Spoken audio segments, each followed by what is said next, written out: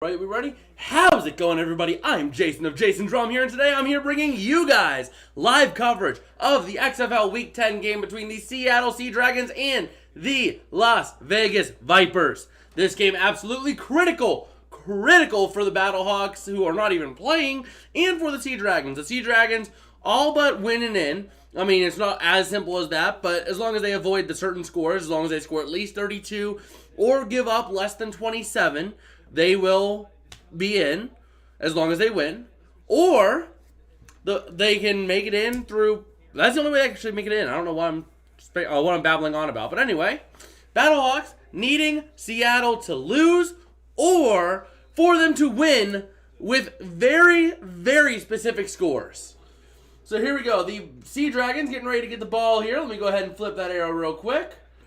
And it's going to be returned to the 21, just about is where the Sea Dragons will take over. True one saying, was the Seattle logo drawn by a 4-year-old? That I don't know. I mean, it varies as a really simplistic dragon. John saying, go Vegas Vipers today. You know you want the Vipers to win because you want to see the Battlehawks in it. Really, I think the Battlehawks and the Sea Dragons should just play a head-to-head game this week. Winner makes the playoffs. You know? That's what they should do. Because these two teams are so good. I would love to see both of these two teams in a play-in game. So here we go. The over-under, I have that off. The over-under is 47.5. Let me update that real quick. But here we go. DiNucci looking to throw here on first down and 10. Having time. Pressure coming up the middle. Having to escape out the back of the pocket. Rolling outside, and he throws it away. So 47.5 is the over-under. John saying he would take that idea. Yeah, I mean, I really think that should just be a playing game, you know? Just do a simple playing game. Have it go like that. And here we go. Ready to see what the Sea Dragons can do here. They are 10.5-point favorites. Almost forgot to bring in the timeouts. Whoop, that's not what I wanted. For Vegas, let me go ahead and bring those timeouts in real quick. And here we go. DiNucci going to take a timeout. I think Seattle owns both tiebreakers at the moment, 4 and 5.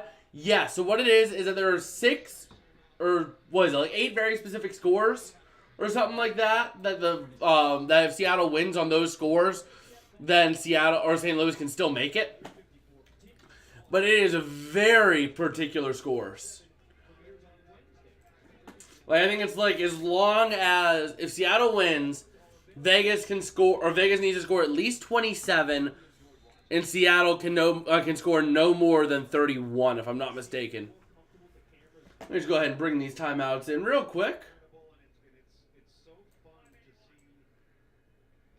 That's not what I wanted. One more second, and there we go.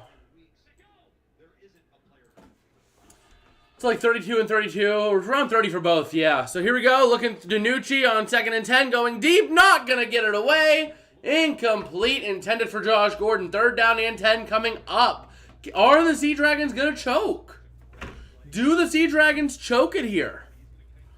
Breaking news, Aaron Rodgers is still a Green Bay Packer. I know. I don't know when that deal is going to happen. I'm probably going to make a short on that situation later tonight as to my thoughts as to where I think this deal is going to go. I mean, honestly, I think that it's going to be a draft night deal, or it's not going to happen until closer to training camp. Those are my thoughts. My suspicion is going to be it's going to be whoever breaks down first and wants what they want now. Here we go. Going to get a nice little play. 5-yard gain on 3rd down and 10, but that is not enough. 4th down and 5 coming up for the Sea Dragons. But yeah, if you ask me, my best prediction as to what happens is either the Packers say, hey, we need these picks now. Let's pull the gun on the pull the trigger on the trade and get this deal done so we can have these picks. Or the Packers don't break and eventually the Jets take a lesser than ideal for them deal to get Rodgers closer to training camp. That's what I suspect happens. It's going to be whoever breaks down first. And here comes the punt, and Vegas going to get it back to the 32, back to the 30, coming out to the outside. Going to get to about the 34. All right. Give me 1 second here. There we go. But yeah. Oh, man. So here we go. Let's see what happens here. My suspicion, though, is that it's going to be a deal as to who breaks down first and takes the lesser deal. So my suspicion is that it's probably going to be the Packers are going to break down first because they're going to need these picks this draft. They need it. There's no way around it. They need them right now. But here we go. McClendon going to hand off, trying to get out to the middle. Not going to get much. But you see here right now, Vegas really taking it slow, trying to play spoiler. And maybe give less time for Seattle to score. Maybe. Trying to get themselves some win. You see right here, Seattle's playing emotional today. They are dangerous. They're a double-edged sword. They're either going to go and lash out on Vegas or they're going to lash out on themselves. As they did lose, what was the guy's name? Chris. Chris was the guy's name. He passed this week, for those who don't know, and he played for the Sea Dragons. Also played for numerous NFL teams. Well, let's see here. Packers not going to compete this season, so why do they need the picks? They need the picks because if you're going to start a quick recycle, you want to start that because Jordan Love, he's still young. You want to get him. He's young, but he's not super young, you know? So you really, if you ask me, I think that they need the picks now because you want to start that recycling with Jordan Love, give him some ability to succeed. Right now, he has not much to work with. You got to give him something to succeed on his fifth-year option. And if he can't succeed on that fifth-year option after you give him plenty of rookies to work or plenty of stuff to work with, well, through rookie deals or whatever, then you know that Jordan Love's not your guy, and you can move on. If you don't do much to build Jordan Love right now and build around him, you're not going to know what he's truly going to be valuable for. So you're going to sign him to a contract, and you don't know what that's going to entail. You don't know if Jordan Love's going to be your guy. That's why I think the Packers really need the picks now. The Jets do need a quarterback now. That is true, but I think the Packers are going to need it more urgently. They're going to need their side more urgently. Just because I feel like right now the best bet for the Packers is going to be start the recycle now, get some weapons around Jordan Love, get him some help so that you can see what you're going to do this year. The free agency ship has already sailed for the Packers for free agent receivers and anything like that. I mean, then again, that is just my opinion. People are entitled to their own opinions. I just feel like the Packers are going to break down on draft night because the Jets do have a playoff window this season, and this is their season. That is true. But I think that they can afford to wait until closer to training camp to say, hey, we need him now. Both teams need what they need, like, now. But I think you're going to see the Packers have to break down first through the draft. So, but then again, that is just my opinion. Vegas did just have to punt here after a short drive that went absolutely nowhere. But yeah, I mean, the Jets definitely are in need of a quarterback, but I think they can hold out a little bit longer. I think they can hold out to training camp. If they don't get it in the draft, big whoop. Use those picks to get some additional help to areas for depth, you know? So, I really think that's what they can do if they want to. Although the thing is, then, actually, now I'm thinking about it, it might actually then drive up Rodgers' value because you're going to be trading future picks. It's really going to be an interesting situation to see how it plays out. So, Packers have to pay Rodgers regardless of any trade, so they can pay him to ride the bench until the team gets desperate. That is true. But I'm just looking at it as to what the Packers are giving up. They're giving up the potential of getting help this year to help see what Jordan Love can do. I mean, because if I look at the Packers receiving core right now, let me just take a look because I haven't taken a look since like the start of the offseason. I don't think they've done a whole lot for receiving. And Jordan Love is on his 5th-year option this year. So this year is going to be your year of do we pay him or do we not? And that's the big contention point right there is do you pay him or do you not this year? Yeah, I mean, you got Romeo Doubs, Christian Watson, and Alan Lazard. I mean, they're all right, but are they the greatest? Not really. I think you can definitely use more help there. I mean, Rodgers, you could tell with Rodgers, he was barely able to do anything with those receivers. I mean, the defense was an issue, but you could tell that Rodgers didn't look in sync with his receivers. Now, the Packers might fully think that Jordan Love is working well with these receivers and he can work with them. If that's the case, then the Packers can wait it out as long as they want. But I just think that they need to see a little bit more out of Love with good receivers. And if I take a look here,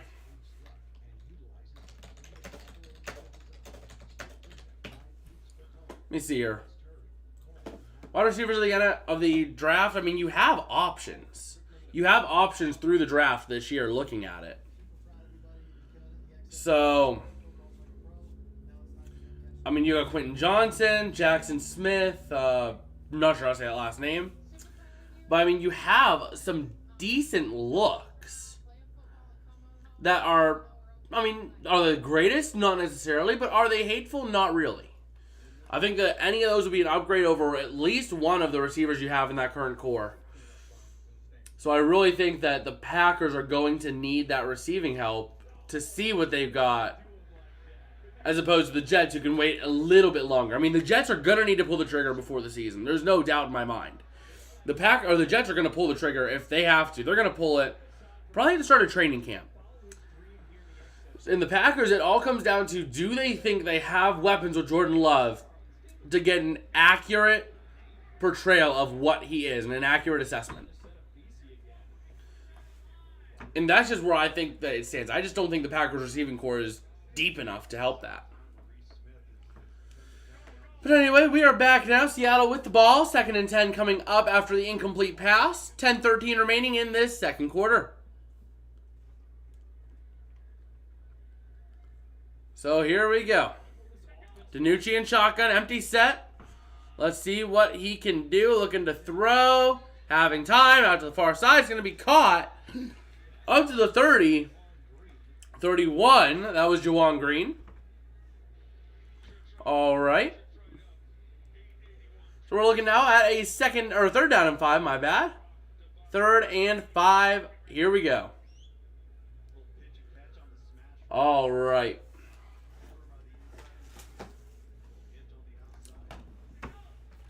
So here we go. 3rd down and 5 coming up. Looking to throw here is DiNucci. Pressure coming. Rolling out the near side. Trying to get something working. He throws. And it's incomplete. Way out of bounds. Way out of bounds. Also, for those of you guys who are not aware, I haven't really properly announced this, so I'll announce it now. I will be going live, hopefully, on draft night, assuming I can get out of work on time. And we'll be here for the first round of the NFL draft on Thursday. Looking forward to that. Let me see here. It is 8 p.m., so I should be able to get out of work in time and be able to do this. But here we go. The Sea Dragons having to punt. This is not boding well for the Battlehawks.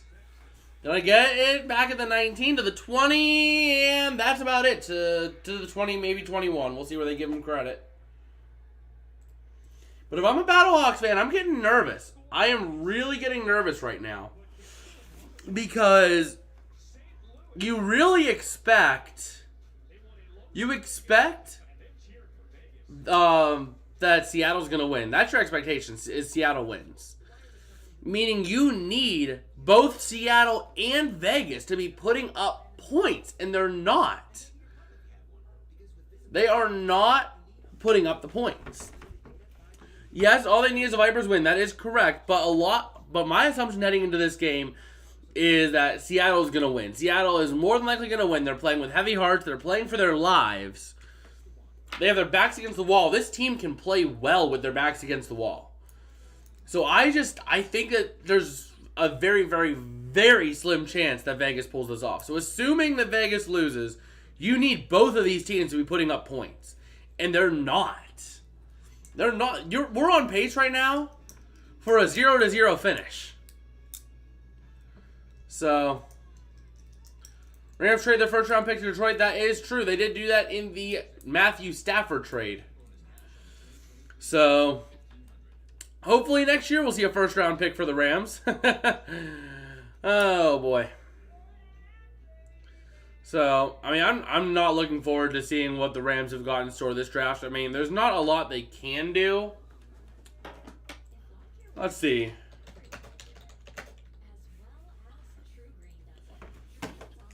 If I take a look here and see. No, I don't want to disable that. But yeah. All right. I mean, the way things are playing out, I really am just not sure what to expect. But let's just do a simple here. Pro Football Network, they have a mock draft simulator. Let's go ahead and run that, and we'll take a look at it. We'll take a look at it. Bryce Young, CJ Stroud, Will Anderson, Will Levis. I mean, this is making sense so far. Do all Detroit Lions players get drafted to get $500 in free bets on DraftKings?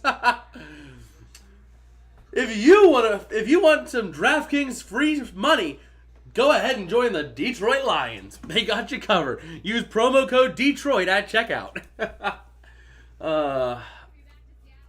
Yeah, I mean, I don't know. It's a mess of a situation there. And the thing is, it wasn't even the fact that he bet. It was the fact that he bet in the facility for one of those players. Like, really? You're gonna slam him for betting in the facility, not the fact that he bet. Okay. Not sure what I feel about that. But yeah. So here we go. McClendon in shotgun. From the 20, looking to hand off up the near side. Breaking free to the near side to the 25, up to the 28. Setting up a second down and 2. All right. This 3-round mock draft is running slow. It is running slow. But here we go. Second down coming up. And 2. McClendon in shotgun. There's a flag.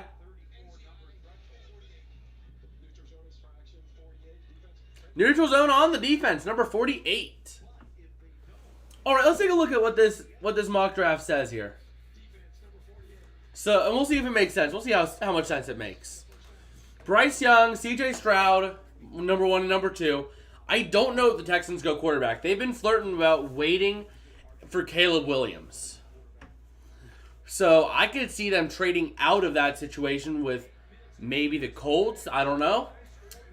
I'm not sure if the Colts will trade up because the Cardinals aren't really needy. But you have some teams down there that could use a quarterback. Maybe the Patriots. Maybe. And here we go. First down and 10. Going to get a little 2-yard gain here for the Vipers. We had Jalen Carter to the Seahawks. Christian Gonzalez to... Yeah, I mean, this is making sense here. I want to see where it says Steelers going... No. No. That's not happening. Never mind. I discredit this whole draft. This whole mock draft has the Steelers taking Jordan Addison, wide receiver out of USC. Like, really? Really? Even after adding Brian Robinson. McClendon over the middle, and it's dropped. As he is hit, as he tries to catch. Man. But yeah, let's see what we've got rolling here. Man, right now, these teams trying to play what they got to do. 3rd and 8 coming up. 1 for 9, combining both these two teams on 3rd downs. McClendon looking to throw. Pressure coming! He's going to be sacked at the 27. Tuzar Skipper.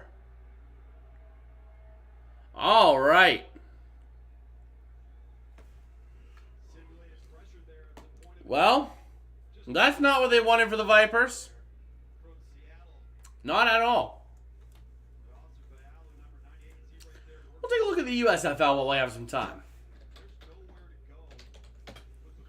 And I'll pull up an XFL tab too, because this way we have it all. But here we go. Here comes the punt from Carrizosa to McKnight. McKnight, can I get it at the 25, up to the 30, to the 34. Just about is where he's going to be brought down. All right.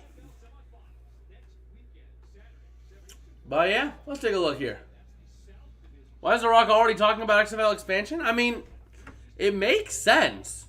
I know I've been flirting this video to you guys for a while, and I haven't done it yet. After we get through the draft, especially like early summer, I'm gonna try to get this video out of what I would love to see these spring leagues do.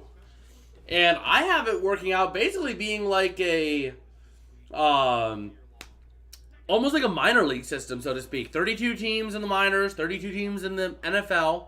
Call up and send down to associate teams, you know? That's something I would love to see, and I think that there are the markets to support it. I mean, is it going to be as profitable as the NFL? Oh, no, not by a long shot. But it will be a developmental league that the NFL wants. It will be a place to test NFL rules, and it will make a little bit of money too.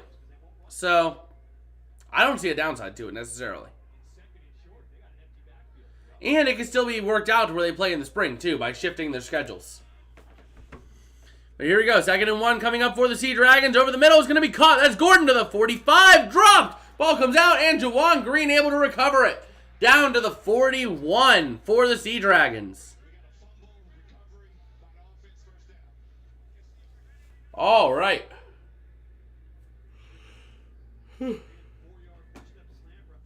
But yeah, I mean, XFL expansion makes sense to me. I think it makes sense. But right now, we'll take a look over at the USFL while we have a little bit of time. Michigan Panthers up 7-3 over the Philadelphia Stars at the start of the early in the second quarter. And Danucci got thrown to the far side, caught to the 40, down to the 37. Can XFL players bet on games in the facilities? I don't know about that. I'm not sure what their stance is. I am not quite sure what their stance is on that whole policy. All right. Yeah, I mean, I'm not sure where they stand on that. I know the NFL is very strict on it. Do we need points from Seattle?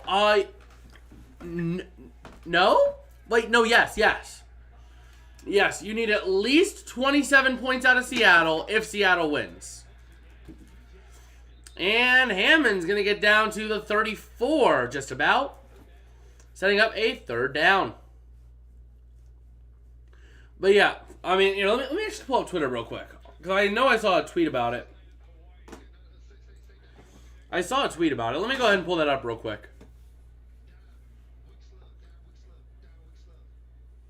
Because of the way the math works out in the tiebreakers, I mean, the only way the Battlehawks make it is if the scores are between, like, 20...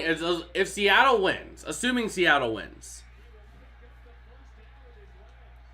And they're going to get the 1st down here. It looks like, it sounds like, I mean, I can't really see much because it's running at 1 frame a year. Because I'm loading a new page. But yeah, Danucci getting a nice run to the outside. Down to about the, 22? 26. Holding on the right tackle, maybe. Hold on a second.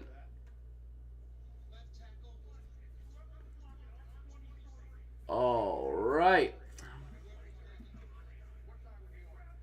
Let me see here. Just taking a look over here. And see, I know I saw this tweet somewhere.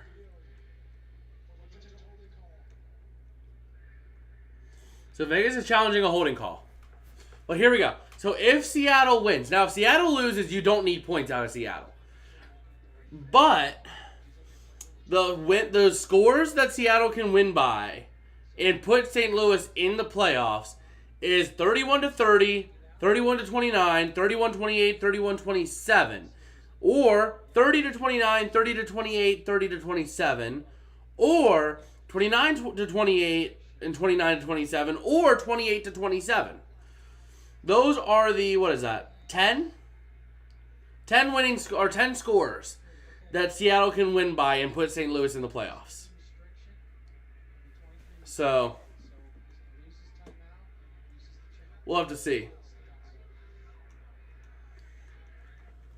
We will have to see.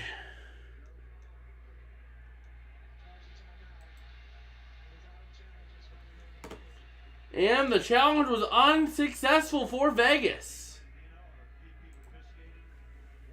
All right.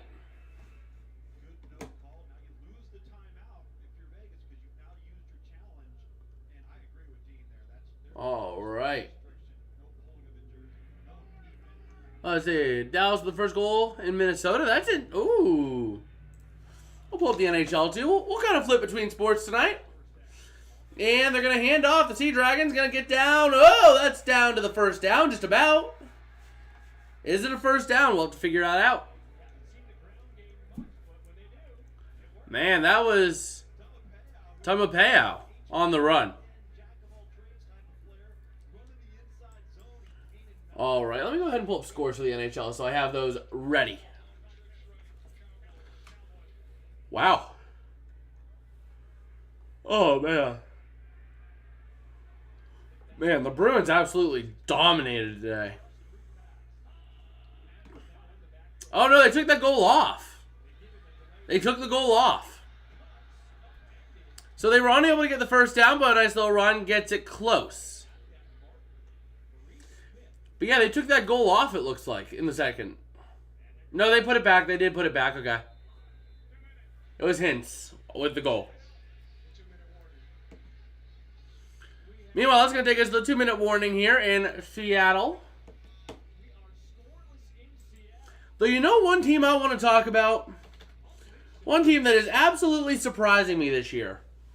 I mean, I'm not sold until after the All-Star break. But the Pittsburgh mother-loving Pirates. I mean, this team, year in and year out, bottom dwellers of the division, basements, fourth, fifth, last in the division, year in and year out, or at least bottom 2 to bottom 3. And they're now 16-7. Like, excuse me? You have the third best record in baseball, the longest active win streak, and you're supposed to be basement dwellers. Is this the year that the Pirates finally start coming out of their shell? Like, I mean, it's just, I don't know. That's one thing that's completely caught me off guard with this year. Tampa Bay Rays look scary, started 13-0. Yeah, they did. And I mean, still, they're 19-3. And one division that division that makes little sense is the AL East. The worst team in that division is the Boston Red Sox, and they are over 500. Worst team in that division, over 500 still. So, I mean, that's just an interesting division if you ask me. But yeah, the Pirates are now first in the NL Central at 16-7. Half a game over the Brewers. Oh boy, everybody, get your cameras out now. This ain't going to last long. The pitching will go to hell in the second half. Oh, because that's what the Pirates always do. They do really well, and then the pitching falls off after the All-Star break. But they can dream. They have a 7-game win streak right now. Hottest team in the league. Longest active streak right now. First time in years that they've had a 7-game win streak. And the best start in years for this team. Oh, man. Yankees and Blue Jays are... let me actually see here. That's the one thing I don't like about the reactions. Oh, both 13-9. Actually, the Rays right now... Oh, Blue Jays. I read Blue Jays as Rays. But yeah, they're both 13-9. Yeah, a whopping 6 games back of the Rays. And the Orioles, weren't the Orioles supposed to be like a bad team? Like,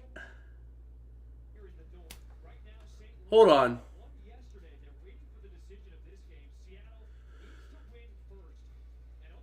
Okay, so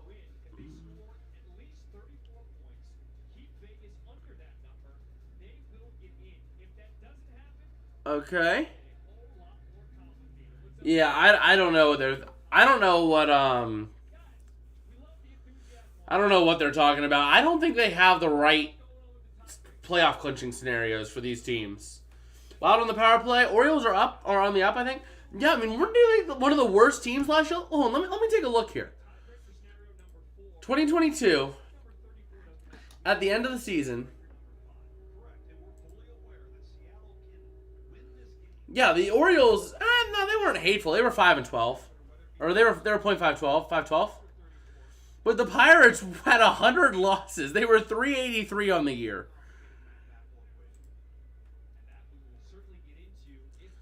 Oh, man.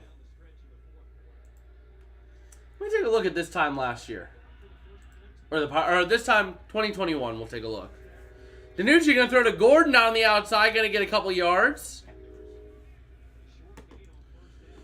Yeah, if I take a look here, right? What is it? April 23rd? We'll go to April 23rd, 2021, and see where the Pirates stood. The Pirates were 9-11. Last year, where were they? Where were they last year at this time? Yeah, the Royals did look better last season. Yeah, I mean, they were better than I thought they were. I thought they were like basement dwellers, not like 500. And DiNucci having room to the 5. Touchdown, Seattle. Wide open running lane. Hold on a second. This game just got a little interesting here. Ben DiNucci, 14-yard rushing TD. And let's see what they do.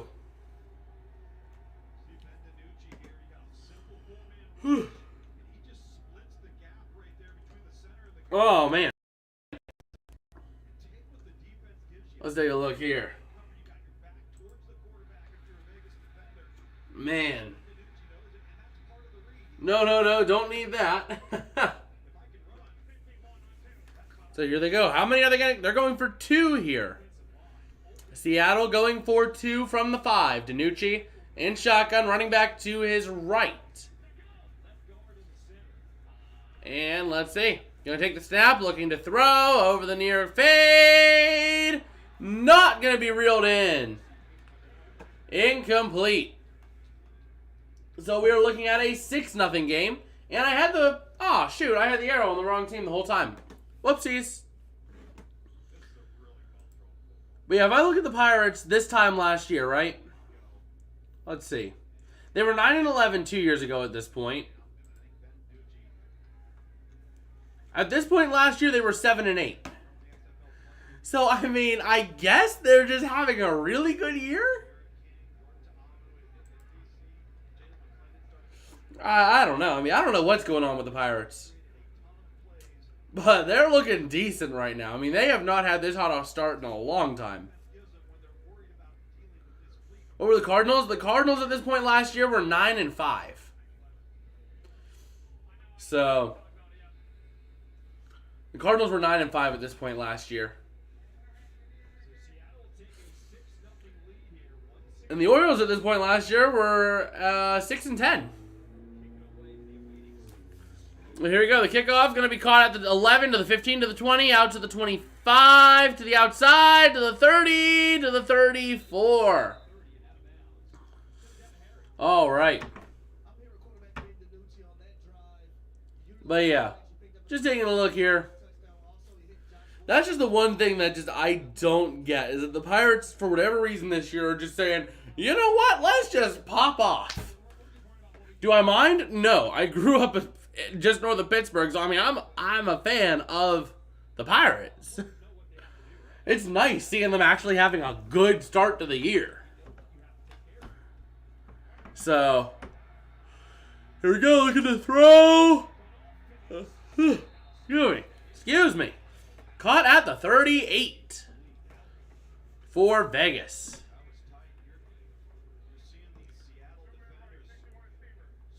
You know, let me take a look back at 2011. I think was the year they made the playoffs. The Pirates, or 2012. Let's take a look at the 2012 Pirates. See what pace they were on at this point in between plays. McClendon throwing deep, overthrowing his target, incomplete. 3rd down and 4 coming up. Nope, this is not the year the Pirates made the playoffs. It had to have been 2011 then.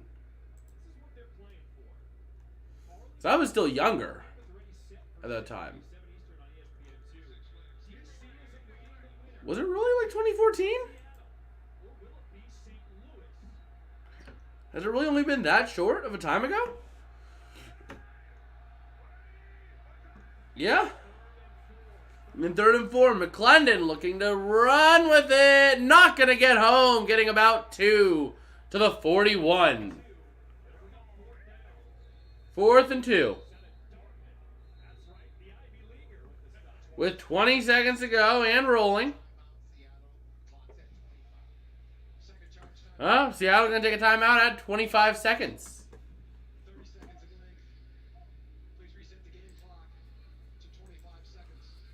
All right. But yeah, the Pirates made the playoffs in 2014.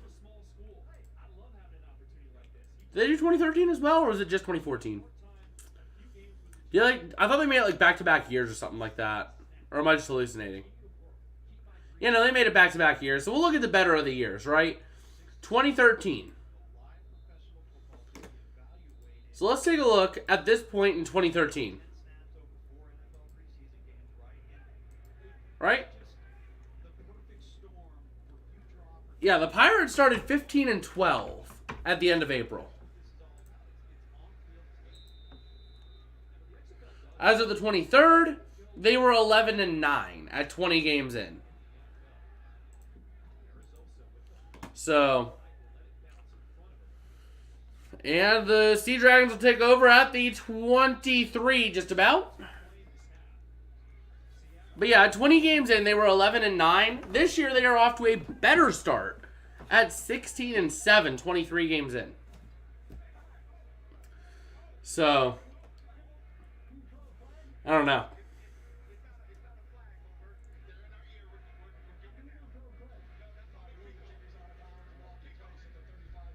All right.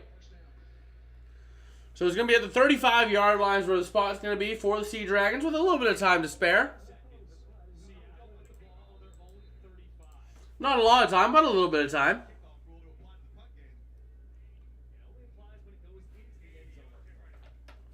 So here we go.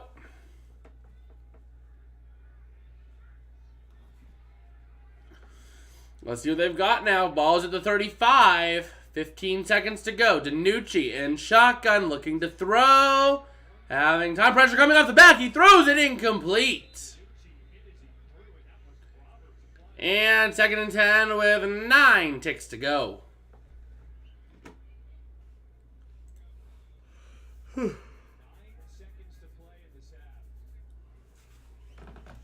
Well, 9 seconds to play in the half. Here we go. And as they cross the 2-minute warning, the Michigan Panthers are still up 7-3 on the Philadelphia Stars. Here we go. Looking to throw is DiNucci with 8 seconds and rolling. Going over the middle. Caught down to the 43. 2 seconds to go. If you go for the field goal here, you're going for a 61-yarder. Yeah, you're talking a 61-yarder if you go for it. If you go for the field goal. And, you know, I'm tempted to go for the field goal here. I'm tempted to go for the field goal. Yep, they're going to attempt a 61-yard kick. Vegas going to ice.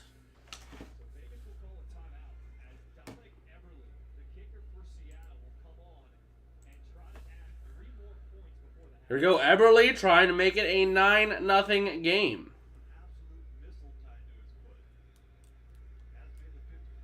He did make a 54-yarder. This is only 7 yards longer than that. But it is still the longest kick in XFL history this year. Or in this season of the XFL.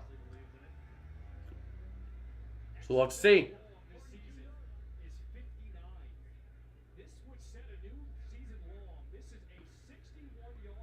So here you go. 61-yard kick coming up.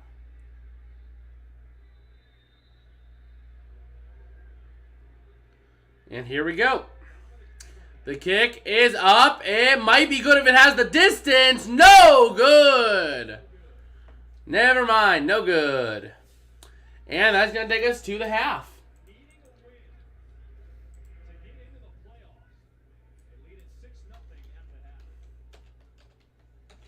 And here we go. We are at the half now.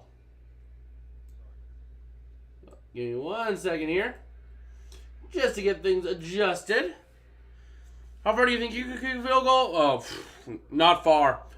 Not far at all. I mean, I feel like I would have the power. I just don't have the skill, you know? It's a skill issue. It's a skill issue. I feel like I can get the power. I just don't feel like I have the skill to hit the ball in the proper position. If I had the chance to be able, if I had the skill, I could probably go maybe 34 or maybe 40, maybe. It all really depends though. Kicking is a very, very technical skill in football. I think a kicker really goes underappreciated all the time. I mean, you have to hit the ball. I think it's ideally like 2.4 inches or whatever above the ground, so that you get enough lift without getting too much lift, but also sending it far enough. And you have to make sure you line up your legs the right way. It's a very, very technical aspect of the game that I really think goes underappreciated. I mean, nobody really cares about the kicker until the game's on the line and the kicker's up to bat. You know? Nobody cares about the kicker until it really matters. So, well, I'm taking a look here at the play-by-play so far for the game going on right now. While we're here. So it looks like Philadelphia is getting the ball back. And not going to do much with it. Back at their own 12. So keeping an eye on the way things are going here. Philadelphia taking a timeout against the Michigan Panthers. And we'll take a little bit of time to scroll Twitter here after the... We'll scroll Twitter now while we got some time.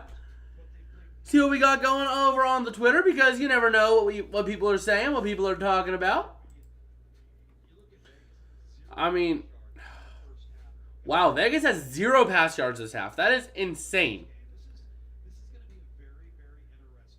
At this point, you're talking about Vegas just shutting up in a game that they need to win. Oh, they don't need to win it, but they need to win it for, their ability to play spoiler. What team wouldn't want to play spoiler if they're given the chance, I don't know a team that would not want to play spoiler. So, I don't think that playoff scenario is correct that they have. If Seattle scores 34 points exactly and wins, they clinch. If Seattle scores more than 34, they must hold Vegas under 34 to clinch. Yeah, I mean, I don't think that's right. I think I saw something else that completely contradicts that. So, I don't know. I am not sure. Don't call LeBron an old man or Twitter will kill you. But isn't he that man's been around forever though. Isn't he seriously getting up there? Or is this going to be another Rihanna moment? How old is he? Let me pull up my phone real quick.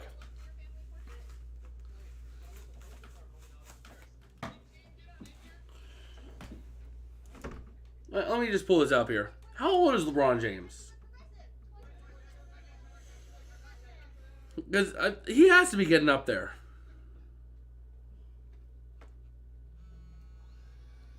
Let me see here. Yeah, he's 38. That man is 38 years old. He's getting up there. Ugh. Man. Just scrolling through here, see what we got. I don't know. Coaching resume, Mike Nolan, first year as the Panthers head coach. All right.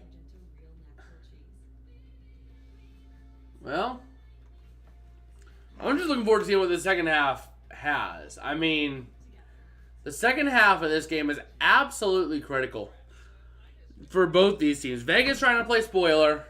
They need to get the pass game going. They've had 0 pass yards in the whole first half. So, that's a problem. But let's see here. A money gets the money. Huh. Oh, man. Yeah, let me take a look here. What have we got rolling? Right now, this first half has been really dead. For a game that is, like, really meaningful, it has been dead. So, I just don't know what to think anymore about this game. Like, it has been a really interesting game to watch. All Vegas needs to score one more point than Seattle. Yeah, that would put St. Louis in the playoffs. But not gonna lie, John, I know that you're gonna want to kill me, but I kind of want to see Seattle make it just because of the way that they've had to go through this week.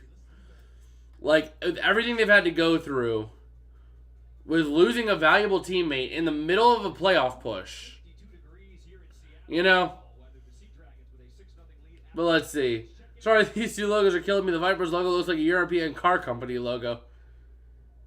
Yeah, I see it. I see it. I mean, it would fit right in with, like, Audi, Volkswagen. It would fit in right with those ones. Oh, man. Yeah, the Seattle logo looks like it's from a poor quality Chinese restaurant. Oh, that's great. That is great. So, would you like to try our Sea Dragon chicken tonight? Or our Sea Dragon roll? Oh, man. That's true. Fair point, says John. Oh, man. Whew. Oh, really? Really, Seattle? The Seattle Sea Dragons posted something to their Twitter saying, DiNucci is indeed Gucci. Oh, the dad jokes. The dad jokes. Oh, man. Let's just take a look. Just looking through here, seeing what we've got. Who do you think the XFL would want in? I think the XFL, if they had their play and their choice. Ooh, that's a tough one. That's a tough one. You have the satisfying storyline of Seattle. But St. Louis would provide a lot more money. A lot more money for the league. I mean, St. Louis is like the biggest market in the XFL. And they show up. They are strong. They travel across the country to see their players and their team. So from a financial standpoint, they want St. Louis to make it. So that's what I really think. That's what I really think the XFL would want from a financial standpoint. So let's see here.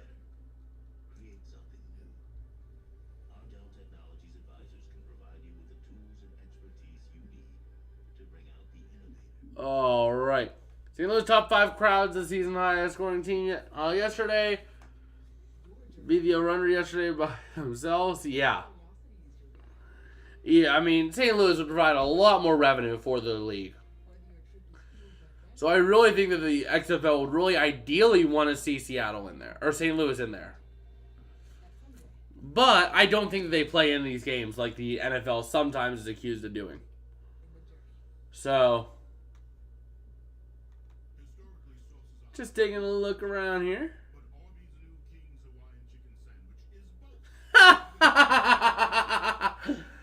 Oh, that is great. I love that. I absolutely love that. So, I'm still on Twitter. For those of you guys who don't know me, I'm interested in weather phenomenon, all that kind of stuff, right? So, a lot of like weather Twitter ends up coming up on my feed. And this guy posts, Dixie Alley is literally just playing a hide and seek with violent tornadoes. Oh, David, I got you. Give me a couple seconds. I got you. I'm sorry. I just love that. Playing hide and seek with violent tornadoes. Oh, man. Give me 1 second, David. Let me just get a couple of things organized. Let me mute you, open you, unmute you, and then move you. And then it'll be good. Maybe. Yeah. Yo, Davido. Hello. How you doing? Good. I'm just listening to a baseball game, so. I just can't believe the Pirates are starting off the way they have been. It's crazy, dude. Very good this year. They literally possess, I think I saw like the third best record in baseball. Yeah. Yeah. Let's see. They're 15-7, and the best record right now is. They won today. Yeah. Oh, they're in first place. Yeah, they're in first place by half a game over Milwaukee. Oh my God. Oh, it is David. It is David, John. Oh my God. But yeah. They swept the Reds completely. They're gonna get blown out by the Dodgers this week. It wouldn't surprise me if they lose that series 2-1.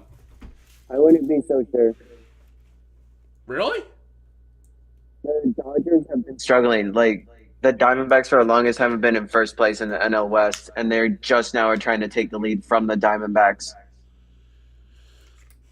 Oh, we'll see what happens this week. Maybe we go live for one of those games if I have them.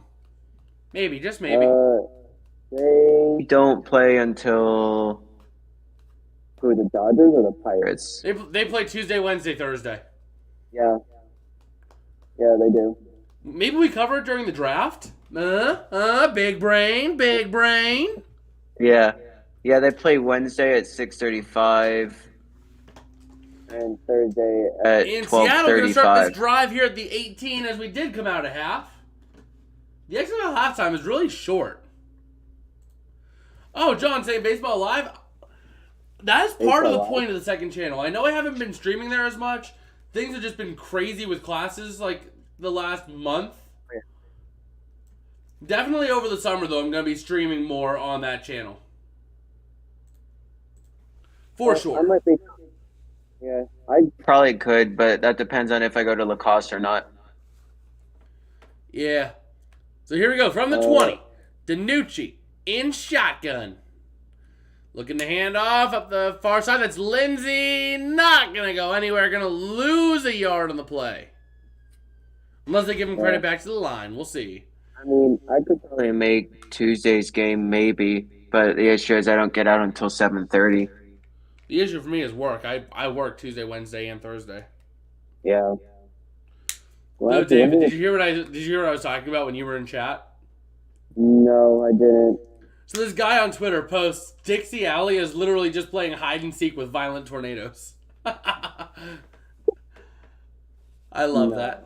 I love that. But DiNucci going to pass. That's Shakur Pearson getting another 21, getting a gain of 2. You don't work Fridays, do you? I do.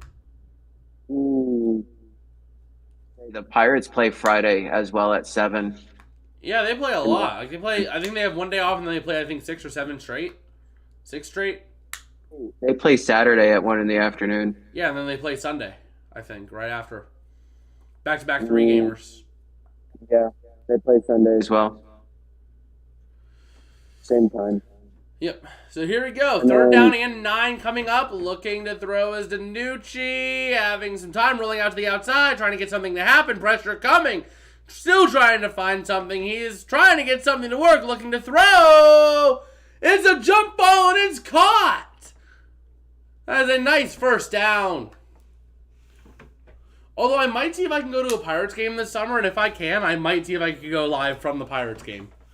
Kind of like I did with the Steeler game. Too. What? They might not allow you to. Why? Oh, copyright and all that shit. Well, no, I would just be showing myself. I wouldn't be showing the game. I'd be showing myself. Oh, okay. Yeah, you should be good. I'd be showing myself just sitting from my seat, watching the game. You know? Yeah, you'll be fine then. Yeah. As long as PNC Park has Wi-Fi, which it should. You know who I'm very surprised with this year? Who? The Orioles, Baltimore. They're in second place in the AL East. Yeah? I'm pleasantly surprised with them and with the Rangers as well. They're 14-7. So here we go. First down and 10 coming up now for the Sea Dragons. I don't know why I blanked on that.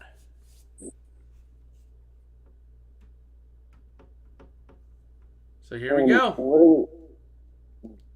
What are the Cardinals doing? DiNucci, pressure coming, looking to throw. Deep, has a man. Incomplete, intended for Ja'Cour Pearson. Second and 10 coming up. Oh my God, the AL Central's giving me a headache. Huh. The only two teams that are positive are the Twins and the Guardians. Every single other team has a losing record in that division. I find the AL East interesting. They have one team who the AL is East or the NL East? one team who is like just barely above 500. Other than that, they're all well above 500. And here we go, looking to throw is DiNucci on second and 10, incomplete. AL East? AL East, yeah. Yeah. Red Sox are in last, and they're still over 500, like at 522 or something. Yeah. Well, they're literally rebuilding. And the Stars just got a goal. Everyone. The Stars just got a goal in Game 4. Ooh. And they are up 2-0 with 16:30 left in the third. Hi, John. CDF will be happy about the Rangers. Yeah. Here we go, looking to throw over the middle. That's down to the 35 is Juwan Green for the Sea Dragons. That's the one thing I do like with the XFL. They allow player customization, like a lot more than the NFL. Like you can have tinted visors in the XFL without the need necessarily, is what it seems like. The NFL, you need to have a medical need to have like a tinted visor. Yeah, that's fair. So here we go, first and 10, up. Dallas 2 Wild 0. We were just talking about that True North. Stars goal makes it 2-0.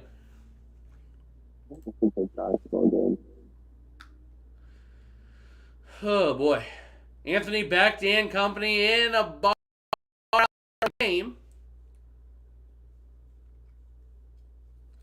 We'll have to see what happens.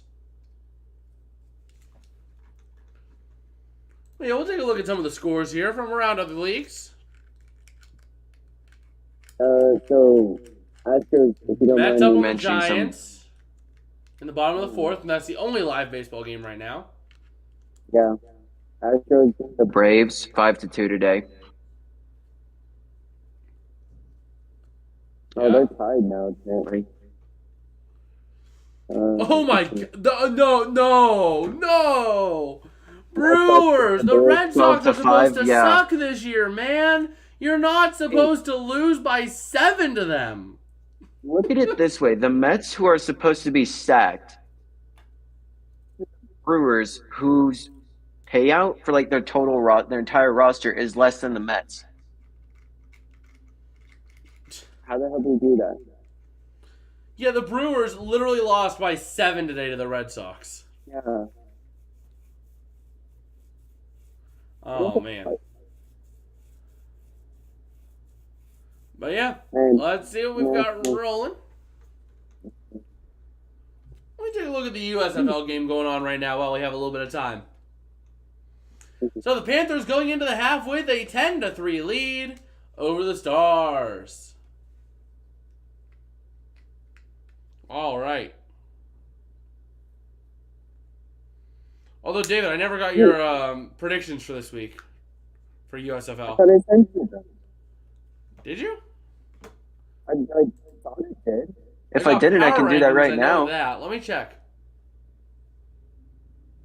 Send it in now. All right, Yeah, no, I just got power rankings. okay. I'll send that in right now. I'll send the game Well, picks in the week's tonight. pretty much already over, so. I meant for this coming week. Okay, yeah, for next, yeah, this coming week, yeah, go ahead. Do you need the power rankings for this week? Yeah, just do power rankings and that every week. Try to get them in like Mondays if possible. Okay. Sweet. I'll have them both in by tomorrow then. Okay. But yeah, right now the way things are working out here, this has been a game that has been much of a nothing burger. Like absolutely much of a nothing burger. Like I'm serious, man. We have a whopping 6 points to our name. 6. And the over-under is 47.5. And we Wait, have... who was it? And we have 6. St. Louis beat Seattle today to avoid the sweep. Battlehawks to the playoffs. Oh wait, that was baseball. Yeah. Let me just say this. Adam Wainwright is on the 15-day IL since the beginning of this season because he injured his groin during the World Baseball Classic, working out. Well, we have a score update from True North Packer fans saying the Wild did get a goal, 2-1. All right. Yeah, but they don't have Albert Pujols anymore because he retired, and they don't have Yadier Molina because he also retired. Danucci going end zone, touchdown! Jacour Pearson. Sorry, I didn't want to interrupt you, but I saw this play happening. I'm like, okay, this is gonna be possibly big. It's gonna be possibly big. And just like that, the Sea Dragons are getting up big, and it looks like they're gonna go for 2. Hey, I have a question. Is his name Chosen Anderson? Yeah, Robbie Anderson changed his name to Chosen. Like, who did he sign with? The Jets, was it? You posted it, so you should know. Oh, I did? Yes! Wait, And they're gonna get the 2 points as Gordon gets the completed pass. He signed a 1-year deal with the Dolphins. The Dolphins it was. Yeah, the Dolphins. I knew that. Big Brain knew that. Big Brain knew that for sure, totally. Pujols and Yachty are both absolute legends. Yachty especially. Stealing bases on him was impossible. It caught me off guard when they were still both in the league. They were literally both on my MLB 2K11 game. Yeah. They retired, like at the end of last season. This offseason.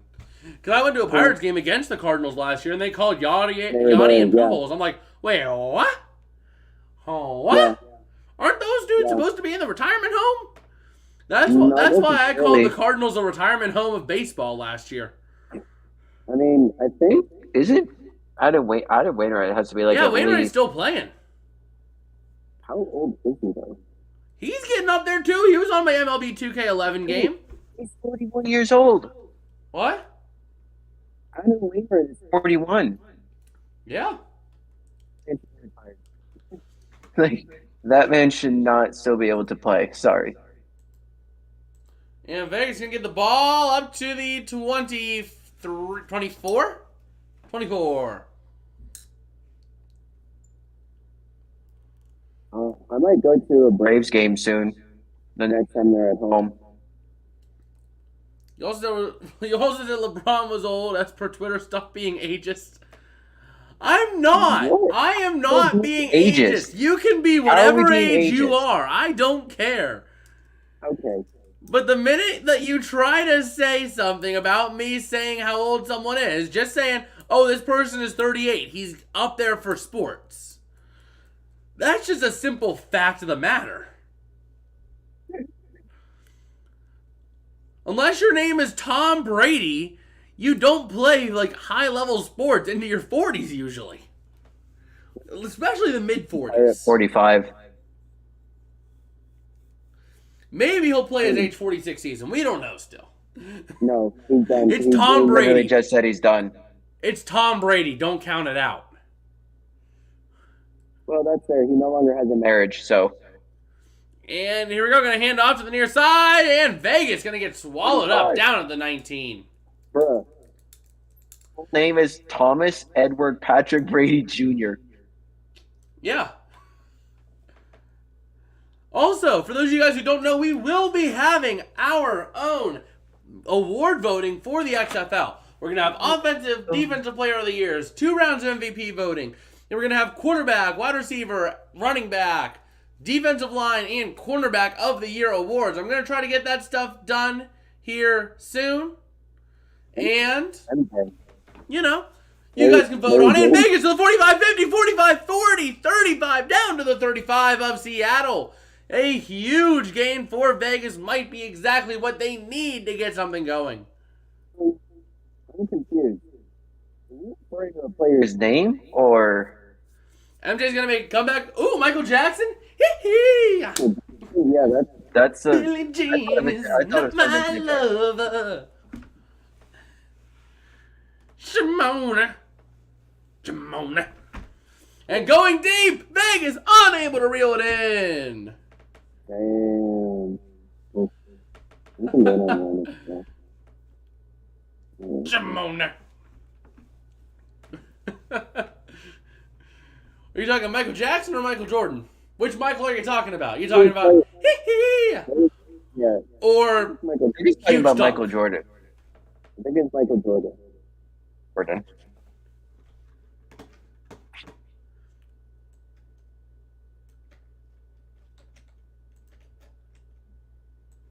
He just needs to sell the Hornets first? Oh, you're talking Michael Jordan, aren't you? Oh, by the way, the Mets are losing 4-3. What? The New York Mets are losing the Giants 4-3. All right. So. Okay, here we go. 3rd down and 10 coming up. McClendon in shotgun, trying to get something to work out for the Vipers. Is it true that the Commanders were sold? Like, the owner is selling them? It hasn't officially... Paperwork has not officially been filed yet, but there is a lot of stuff where it's like it's going to be sold. Damn. And an incomplete pass leaves up a 4th down and 10, and the Vipers going to have to kick a field goal. That sucks.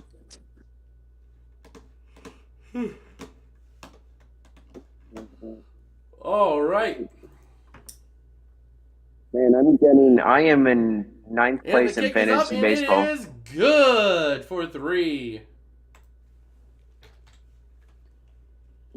I would pay to see a zombie Michael Jackson in concert. Michael Jackson in concert. Hey, just no new Just music. the music, please.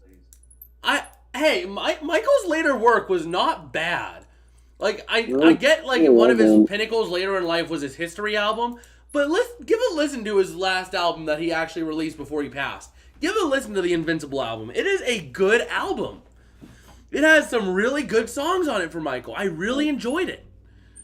It wasn't overplayed, and it was a nice balance of the classic MJ we know, while still having a little bit of uniqueness.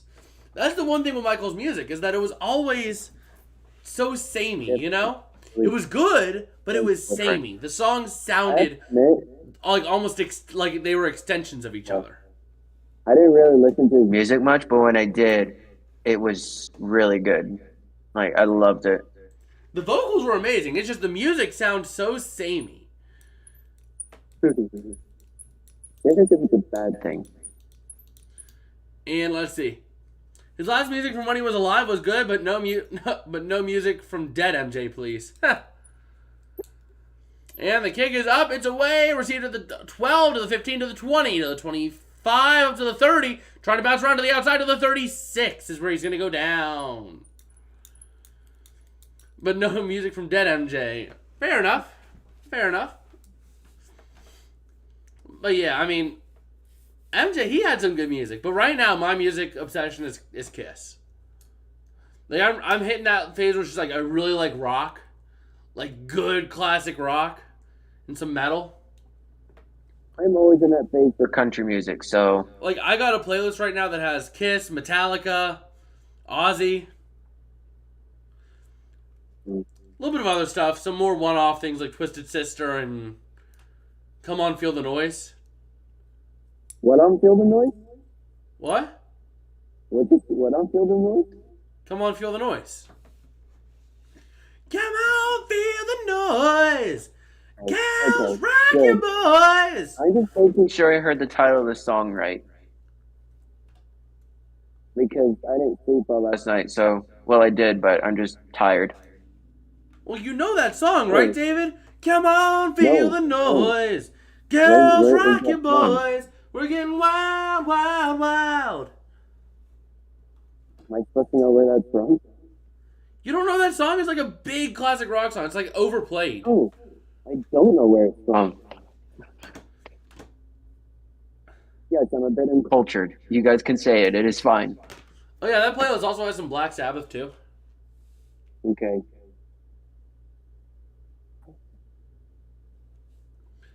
Like, really just like good heavy guitar, that kind of stuff, and then the drums and the backing. On Jackson at 14-3 means St. Louis advances. No. 14-3 is not a St. Louis advance. And I'm going to try to get a run for Seattle. Not going to have it. Seattle going to try to burn as much time as possible so they can prevent Vegas from scoring points and so that they can keep the victory and the lead. So all the scores that you're looking at for St. Louis, assuming a Seattle victory, is as long as Seattle scores no more than 31 points and Vegas scores at least 27.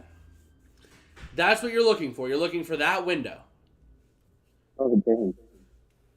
And looking to throw over the middle. That's Jawan Green to the 45 to the 50. Down to the 46. Just about. I thought I was getting to the 45, but nope, just the 46. Ooh, guess what? I can now actually listen to the games because I have Sirius XM. Nice. Sorry, But yeah. Fight. So playoffs also has a little bit of Motley Crue. Not a lot, but... Trudeau saying, sorry, you're saying quiet right. Yeah, apparently David doesn't know Come On Feel the Noise. I tried singing a little bit to jog his memory, but no. He doesn't know it for whatever reason. I am surprisingly, you can literally call me uncultured if you want. I will literally be fine with that. You know what? You're an uncultured swine. You know that? Thank you. Thank you. That makes me feel so much better. Crap, man. But yeah. This is nice. It's a nice little playlist. Yeah. So. But here we go. Danucci is going to throw it to the outside, to the 40, down to the 36. Is where they go. Let's take a look at Twitter while we have a little minute here. I have Twitter. What? I had to get Twitter because my professor made us, but I'm not using it for what he wants us to use it. Wait, a Steelers logo redesign? Oh no. How bad can this be? Oh! I want to laugh. Please send it to me. Oh, sorry, that's going to make me sick. Show me Sorry, that redesign is going to make me sick. Show me They ruined a perfect logo. What is it? And Seattle got themselves a touchdown. How bad can it be? I'll get a snip and I'll throw it on stream, okay? Give me 2 seconds and I'll get a snip and I'll throw it on screen. Or you could just send it to me in the chat. Because, I mean, it is just... I don't like it. It ruined a perfectly good logo. Oh, no. I cannot. Ugh. Oh, man, I need a minute after that one. I need a minute after that one. Dude, is it really that bad? What? really that bad? Oh, it was awful. Oh God. Like, What did they do? I mean, granted, if I had just seen that logo, not knowing what it was, I'd be like, okay, that's a modern logo. You know? Oh, they changed their logo? No. It's a fan redesign. So, like, there's this person on TikTok. They're doing like these Oh, redesigns thank of God. logos for the NFL. Don't tell me, he came out looking like garbage. I mean, it came out looking like a very modern logo. It came out looking like a very logo that's very much like a nowadays kind of thing. How everything's Okay, overly yeah. flattened and overly simplistic. Oh no. But the Steelers logo is just so perfect as it is right now. I mean, it is rather simple. So what is the issue with it? What? What was the issue that caused them to redesign it? No. This person's just redesigning every team's logo for a fun little project that they're posting to TikTok.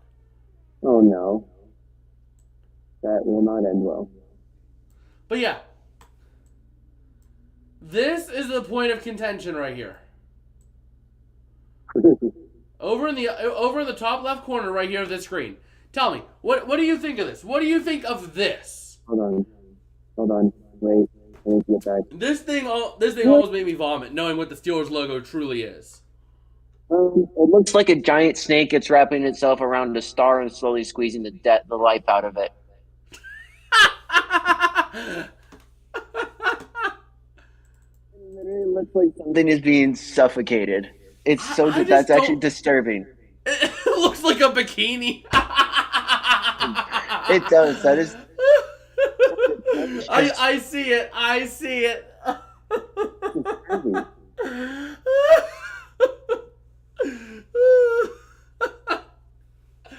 Yep. I see the bikini. I see the bikini now too. That's just sorry. That's disturbing. Well, time to rename the Pittsburgh Steelers. What, the Bikini Bottoms? Yeah, there you go. SpongeBob. There you go. You got your team name. Oh man. I'm sorry, but whenever you don't mess with perfection, you know? And give me 1 second, okay? Nope, that's the Eagles, not the Steelers. Right? So, when you have this... It's rather large. Yeah, why would you... When you have that, the one up in the corner looks awful compared to this one. I'm sorry. This... Hold on, 1 second. This is a work of art. This is... I'm not going to say that on stream. This is a work of art. But this is... I mean, you had such a perfect design here. And then if you ruin it to this, the Pittsburgh Bikinis, I mean, come on. Why does it sound like a Nickelodeon football team? SpongeBob is the head coach. Nickelodeon football team. Patrick Starr is the offensive coordinator. We're gonna run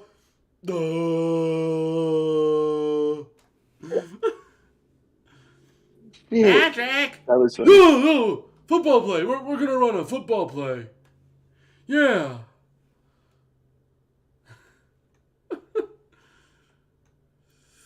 Alright, so here we go. After the touchdown here, Vegas about ready to get the ball back.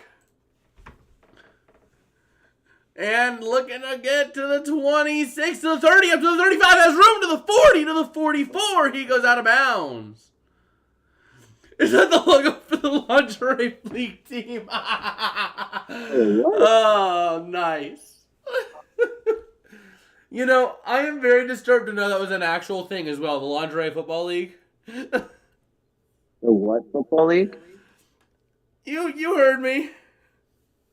The what football league? You heard me. Oh no.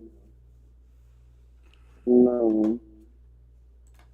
Oh, man. No. What does that... What XFL does Wildflower want? I don't know, man. Right now... Oh, man. Oh, man. What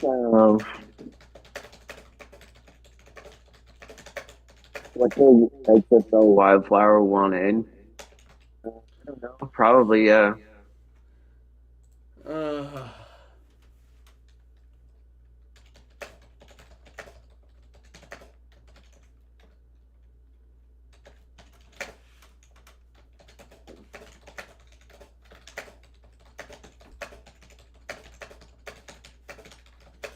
1 second.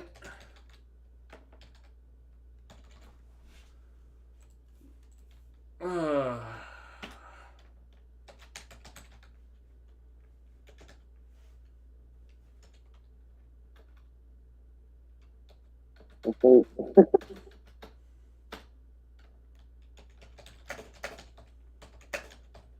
NFL team with Mr. Krabs want in? I think the LFL still plays. Do they still play games? Do they play still games? I don't know if they do or not. It'd be kind of weird if they did. What team? What XFL team with Mr. Krabs? I don't care. I want SpongeBob me back on the grill, Mr. Squidward. Who's gonna run me cash register? Squidward.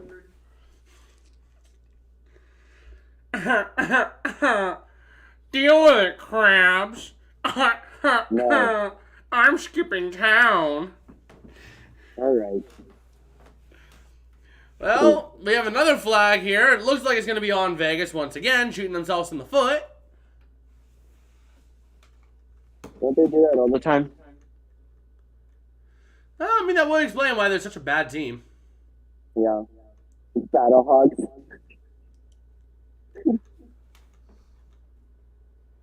Battlehawks equals money, Mr. Krabs.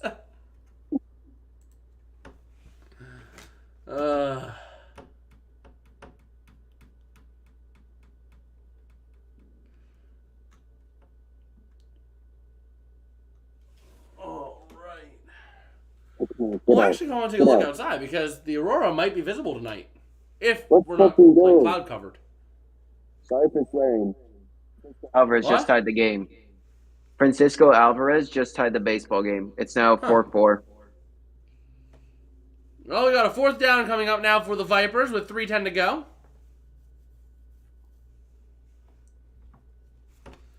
Oh, man.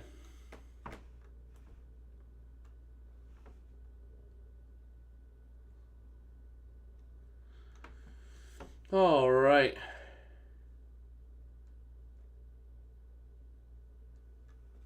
Yeah, just taking a look at a couple of things here.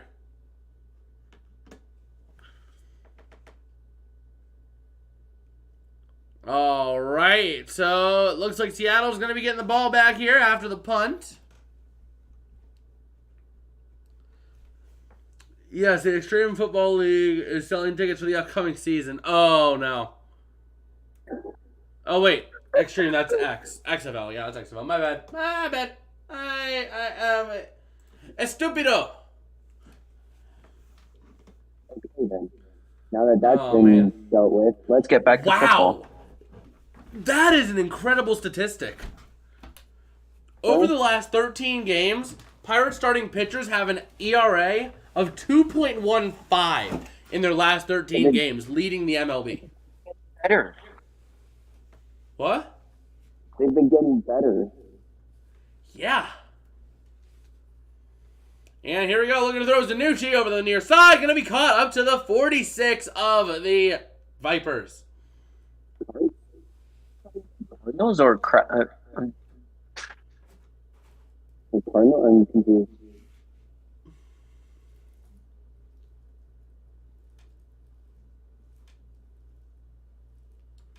All right.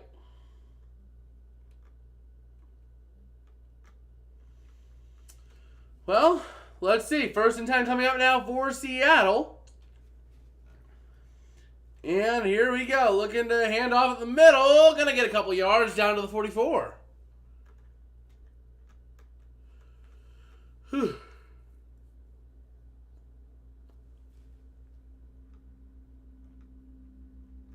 Man. Just taking a look around here as well. All right. 2nd and 9 coming up now from the 45. And here we go. Danucci looking to throw, having time over the middle. It's going to be caught down to the 43, or 44 is Ja'Cour Pearson. Or 39, my bad. I was off by 5 yards. 5 yards off. All right, one of my tweets today has like 100 impressions. That's nice. That is nice. I'm not following the New York Giants. I'm trying to follow every NFL team, so. I'm following every single baseball and football team. And here we go. 3rd and 3 coming up. Looking to throw Danucci over the middle. Is going to be caught. Down to the 30, down to the 26. They go.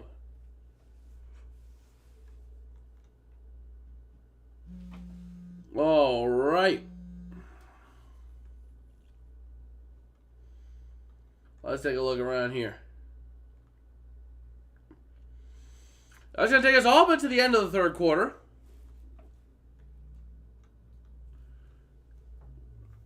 And we'll see.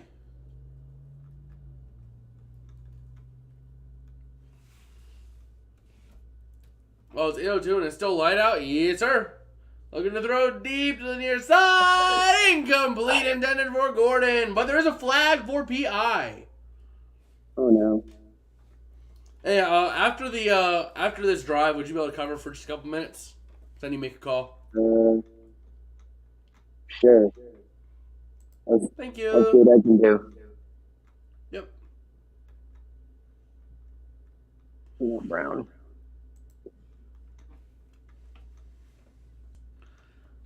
I'm going to try to see, because there's one insider I follow. I'm going to see if I can watch him during the draft so I can try to maybe get picks out to you guys a little bit sooner than the NFL will. Yeah.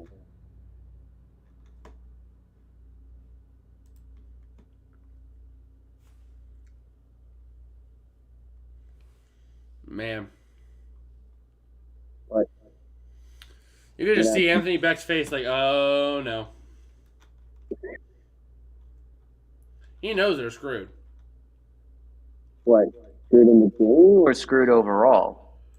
Like, not going to make the playoff. Oh. Oh, yeah. Yeah, like, they're not going to make the playoffs. I probably won't. I'll probably talk about baseball and stuff while you're taking your phone call. If you'd be able to keep up at least with key plays on this game, that'll be amazing. If I can pull it up, I can temporarily switch the XFL game. What you could do is you could go to XFL.com and then you can go to the game center. Oh, through the I schedule. was just gonna pull up the XFL thing What? because I have Sirius XM, so I can actually listen to the game. Okay. But yeah, I follow Don Kleeman on Twitter, and he's considering getting the picks out sooner because he does have information on that. He's able to get it. I think it might be behind. What? My radio portion might be behind on my end. Okay. Yeah, just taking a look here at what we've got rolling.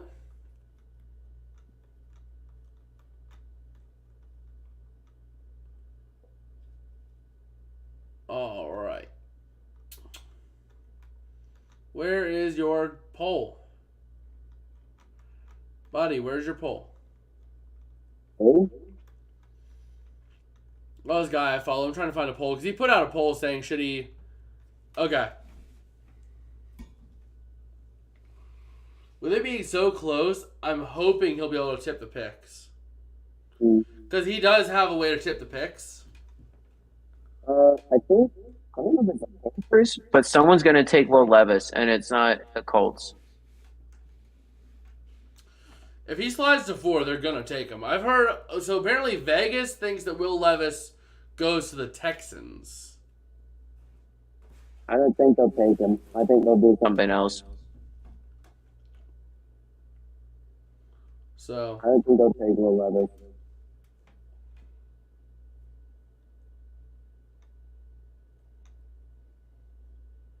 Oh, yeah. What's going on with Saquon Barkley? What? What's going on with Saquon Barkley? Did they re-sign him, or is he having the same issue Lamar's having?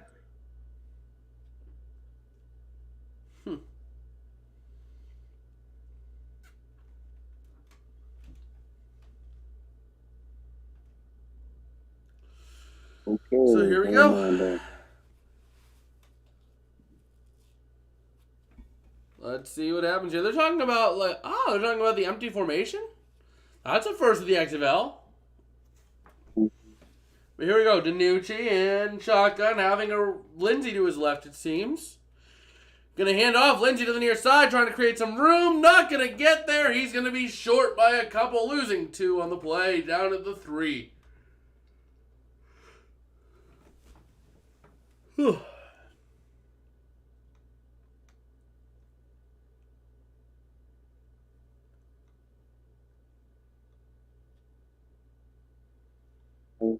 All right.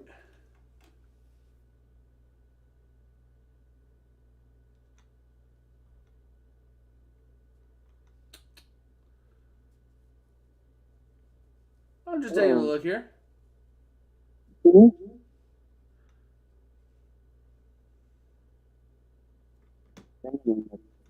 Or something.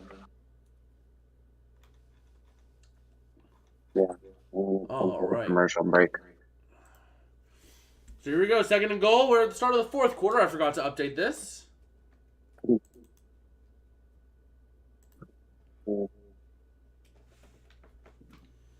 me 1 second.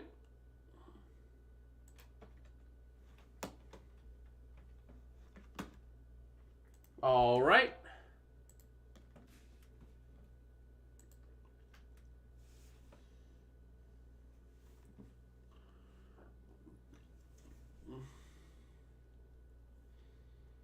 And here we go. Looking to throw to the near corner. Did he get in? It's close. They're going to say he's in. Touchdown, Sea Dragons. Jordan Vesey on the grab.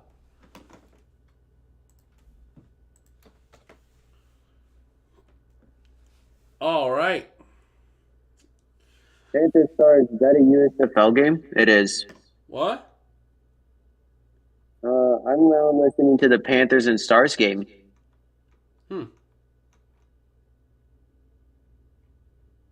I'm probably just going to go back to listening to the baseball game, though. Well, I'm going to have to go take the call here real soon. Okay.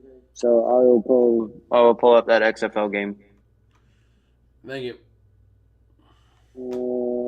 I can pull it up on XFL.com, right? I'm going to go and do that real quick. Okay, cool. Going for 2 from the 5. Here they go. Looking to throw. Having time over the middle. Caught. And a 2-point is successful. 28-3. And at this point, wait a minute. 28-3. Vegas. Vegas is going to win. Vegas is going to win. Wait, how is Vegas going to win? 28-3. Okay. You don't know 28-3, do you? No. The Falcons had this lead, and they choked it to the Patriots in the Super Bowl. I'm so confused. What? The Falcons had a 28-3 lead over the Patriots in the Super Bowl, and then managed to choke it in the second half. Okay. Seattle's going to choke away a 28-3 lead? That's going to happen here. Okay. So. But yeah, I'll be right back. All right. So I need you to cover for a couple minutes. Oh, that's fine.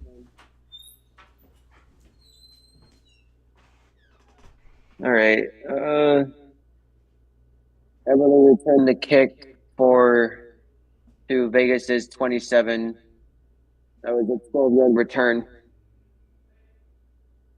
Everly kicks from Seattle's 30, and Brooks returned it for 12 yards, if I read that correctly.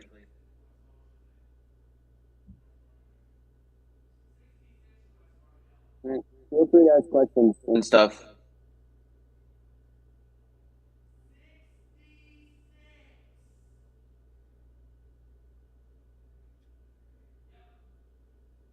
McClendon pass completed to Sutton to Seattle's 46. That was a 27 for 27 yards.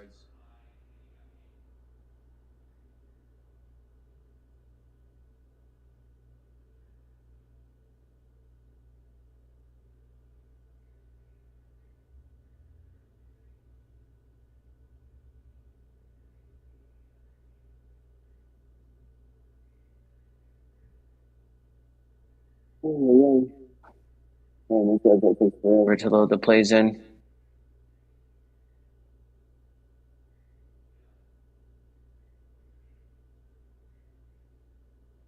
Battlehawks to XFL playoffs. I just seen it put in there. John, I don't really follow the XFL a whole lot, so I wouldn't be really able to tell you that. But the Battlehawks make it, I'm guessing.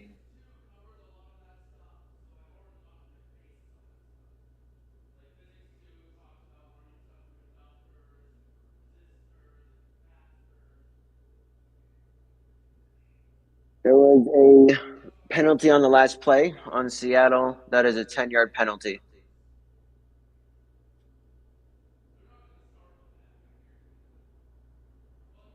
Stars beat Minnesota.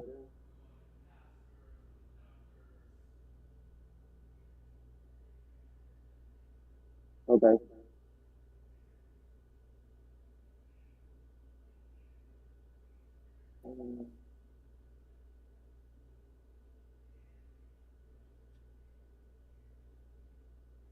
McClendon's pass was incomplete to Sutton. So now it is 2nd and 10. Oh. Yeah, sorry if I'm not. Patty is just like one takes forever to load, and two, I'm listening to a baseball game. Yeah, that sounds about right, John. So I think the Battlehawks did make it.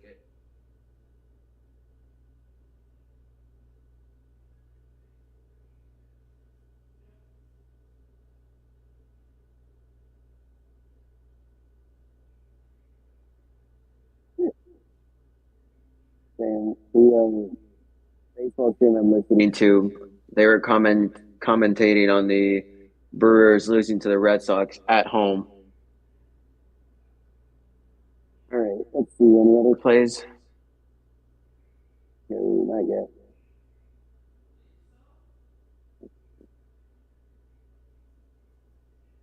Oh, crap. McClendon's pass, which was intended for Dylan, was intercepted by Cole, and there wasn't any returnage. It was returned to Vegas's 34, and the QB. Actually, no, sorry, it was returned for 0 yards, and the QB was hit by Adams. Sorry, since I gotta get used to names and stuff.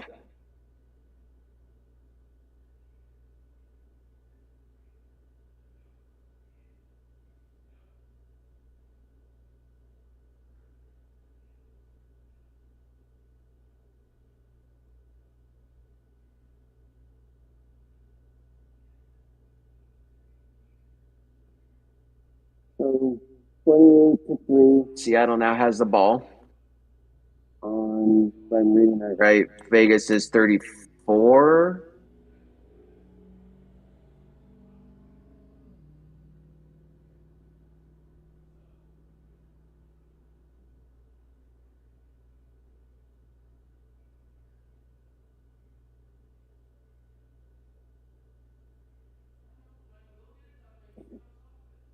Feel free to ask me questions in chat and stuff, so that I'm talking a lot, so I'm not just sitting here in silence.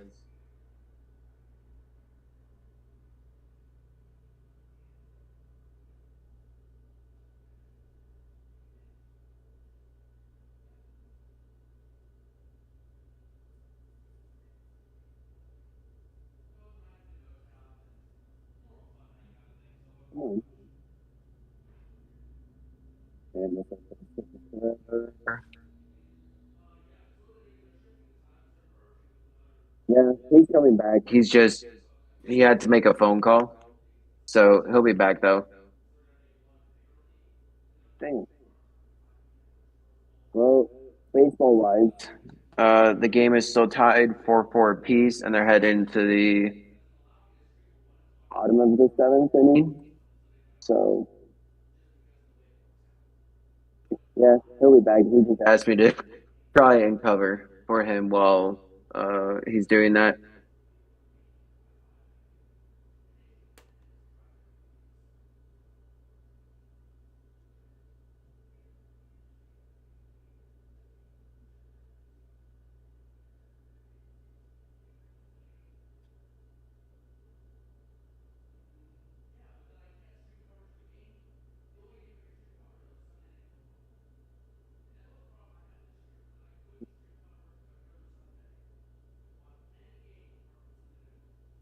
Um,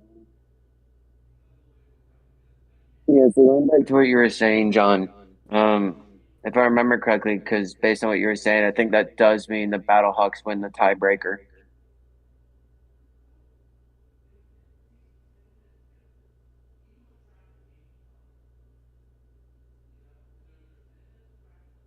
I can get the XFL game back up.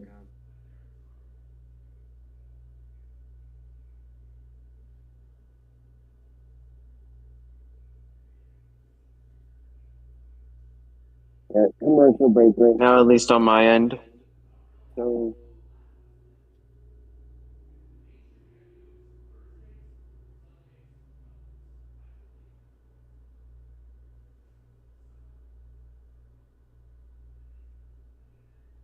right, so Seattle has the ball. I'm gonna try to pronounce this name. Um, how? I'm just gonna say Tomo. Rush to Seattle's 47 for 13 yards.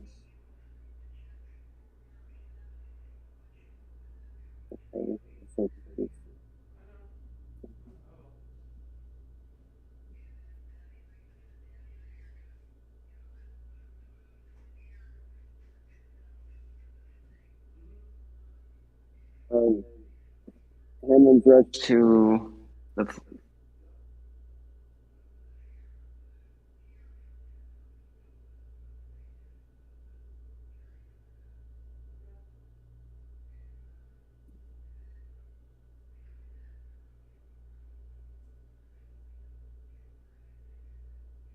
so first and 10 on Seattle's 47. Hammond's rush, that would be a loss of 1 yard. And then second and 11, Danucci's pass dropped by Pearson. So that is an incomplete pass.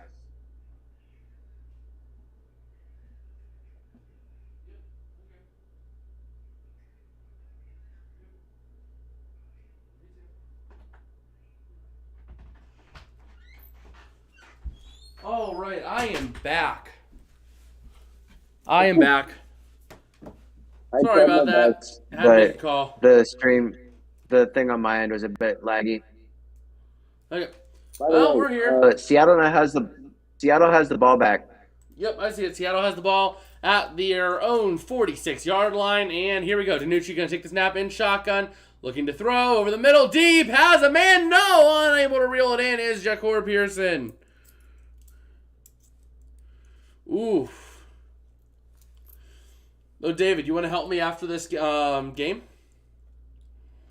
With what? Helping select the award candidates. Award candidates? Yeah. Sure, I'm down. So we'll take a look at that. We'll take a look at that after the game, after the stream. Yeah, that was something. Oh, John was asking because I don't remember if this is right or not, but so John is asking. Yeah. So at this point, Josh Gordon getting a deep pass caught at the 15, and at this point, Seattle just needs a touchdown, just a touchdown, and they make it. The Battlehawks made the playoffs because I can't remember what the points were that you said they needed. No, so what it is that Seattle cannot score more than 31, and Vegas has to score at least 26, at least 27. So right now, all we need is just a Seattle touchdown, and they punch their ticket. That's it. I know I didn't talk a whole lot, but I tried my best. Yep. DiNucci looking to throw, and he's going to look to run it himself, actually down to the 10, down to the 9, maybe the 8. Probably the 9. The 8. But yeah, one more touchdown, and Seattle wins. All right, let's go. Woo. Hell yeah. Seattle makes the playoffs. One touchdown, and they make the playoffs. Is that good? That'd be good for them, right? It's good for Seattle. Let's see. I'm going to check NFL news. The draft. What? Interception! Hold on! Vegas has it up to the 2. Hold on. Ooh.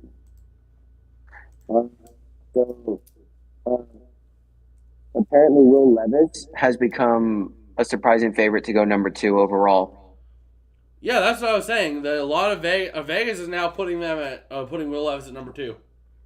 Probably Bryce Young is going to become the next Kyler Murray. Bryce Young's NFL draft prospects are dodged by questions about his size, and that's about it. Has the team clinched mid-game? No other going on. Yes, go Vegas Vipers. So, what'll happen? I mean, they wouldn't have officially clinched, but if Seattle got that touchdown there, they would have been up 34-3 with 9 minutes left. All they had to do was win with 32 or more points, and they advance. So,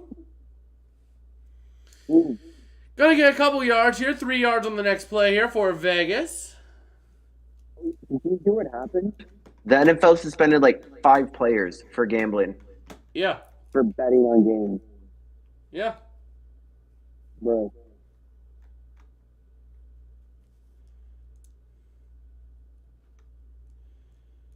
Oh, yeah. The Cardinals have uniforms as well. Yeah, I saw that. How do you feel about them? Too samey. And definitely an upgrade, but too samey to be great, you know? Yeah.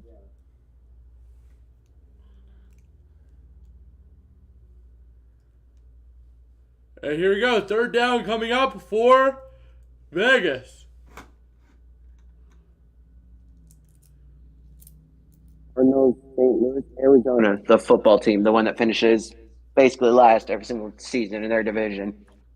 Yep.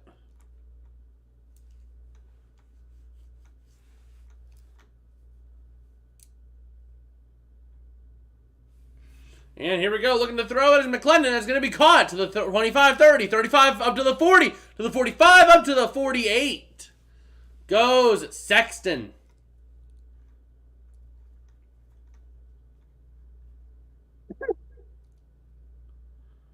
All right.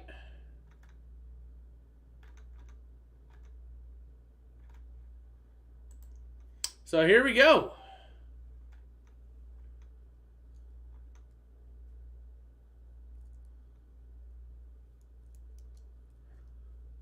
Let's see, from the 47, going to take the snap and hand off. That's going to lose a couple. Ooh. Losing at least about 3.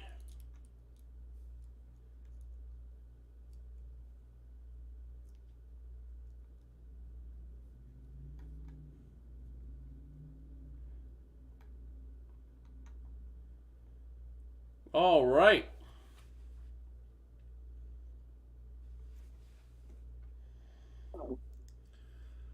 So here we go. 2nd and 13 coming up now for the Vipers. And here they go. Looking to throw. Pressure coming over the middle. Incomplete. 3rd and 13 coming up. I just still can't get over the fact the Pirates are like here now. Yeah. I'm surprised that the Brewers lost. but at the same time, they don't have Josh Hader. They're I think the Pirates can stay there if they keep going the way they're going. But the other issue is they've played very weak teams recently. I mean, the Cardinals, they did take one from the Astros, but they played the White Sox who are decent. They played the Red Sox. They played the Reds again. But aside from that, they haven't played some of the more challenging teams like the Dodgers. If they can beat the Dodgers, then I'm willing to say that they have a shot. Yeah. Well, 3rd and 13, they went just about nowhere. 4th down now and 12.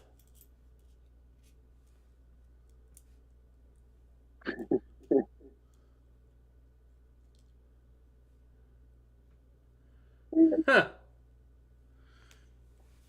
So here comes the punt. It is up. It's away. Gonna be caught at the 13 to the 15, up to the 20. Down at the 22.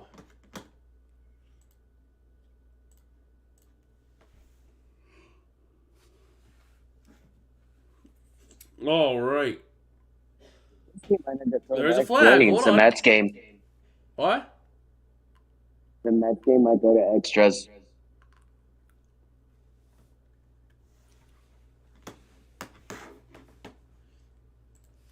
And here we go. Let's take a look at the other game going on right now. The Michigan Panthers are up 17-10 on the Philadelphia Stars with 7:16 remaining in the 4th quarter. Michigan with the ball. Sunday night baseball? Is there Sunday night baseball? Oh, yeah, this is Sunday night baseball. I'm dumb. All right. Let's just take a look. What? There was a game last season that went 18 innings. 18 innings before a team scored. Huh. Well, Dallas Stars, well, that's good for them. And Michigan got themselves another touchdown. Michigan's going to beat Philadelphia. John, we don't really care about the Dallas Stars. We care about the Dallas Cowboys, specifically every time they lose, because it's so satisfying to hear PDF get pissed or lose his hope.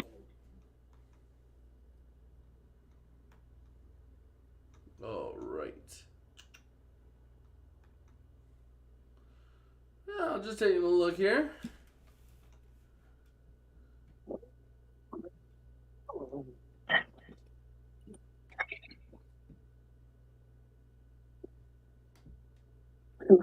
Me and Jason get upset.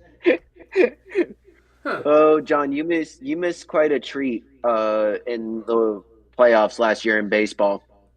I witnessed the Padres lose, and I just absolutely started raging.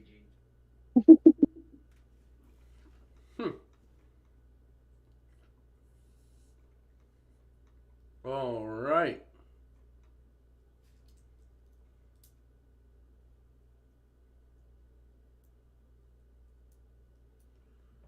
Just taking a look through the Twitter. Do what I gotta do.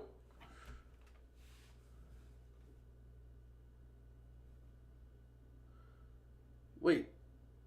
Shenandoah National Park is seeing it? Do we have... Oh, man, we're covered in clouds, aren't we? Yeah, we are. Dang it. We're covered in clouds. We can't see the aurora.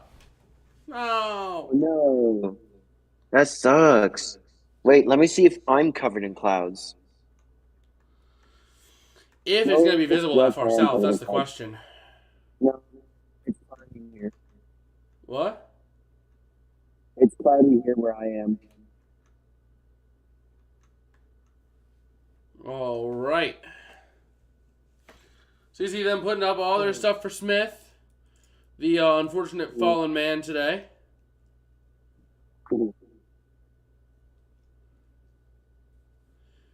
And here we are.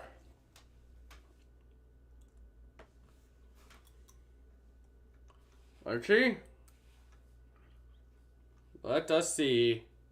Also, just a heads up, next week I may or may not go live. It really depends on how things play out. I'm thinking about going to a baseball game in town with my roommate. We'll see how it goes. Maybe if we don't end up going, I'll stream. But otherwise, probably gonna stream, or probably not gonna stream. And going deep, not gonna have it for the Sea Dragons. Oh yeah, now the Bucks have the second best record in the league. When do the Braves play again? Tomorrow at 7:20. Shit. I have a class that day. Oh, but I want to watch that game so badly. Damn it. We'll play over the weekend. I hope I do. All right, here we go. Looking to throw his Danucci. Pressure coming off the edge. He's going to have to climb the pocket, and he's going to run with it to the 10 to the 15. Up to the 20 he goes. All right, a nice little gain there for the Sea Dragons. Damn it, Braves, why don't you play in...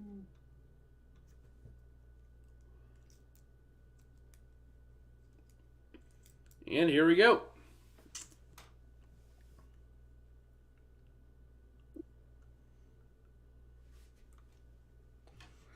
First and 10 coming up.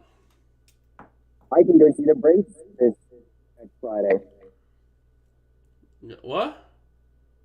The Atlanta Braves are playing in Atlanta, like 5 days from now, something like that. Next Friday. Mm-hmm. Vipers doing nothing. Yeah, I mean, they're really doing nothing this game. Oh.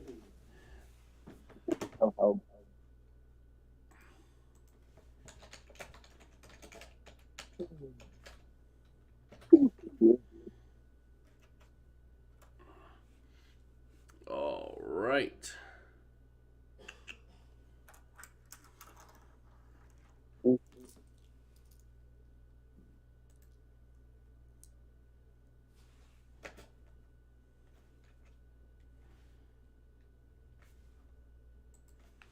One second here. 3:06 remaining, and man, the Sea Dragons just taking a lot of time off the clock.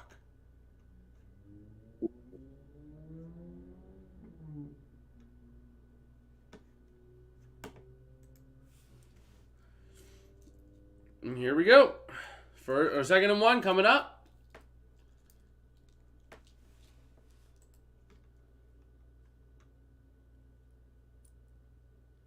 And looking to throw deep. Has a man. No, intercepted down at the 14. Man.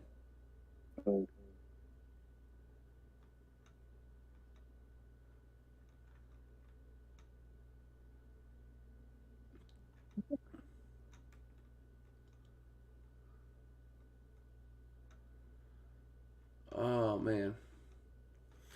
That sucks that we're under clouds right now. Like, I wish I could just go out there and just see the aurora, but no. Yeah. And here we go. First and 10, 2:31, and Vipers, knowing that this game is not going to be much of anything, down by 25. It is a 3-possession game.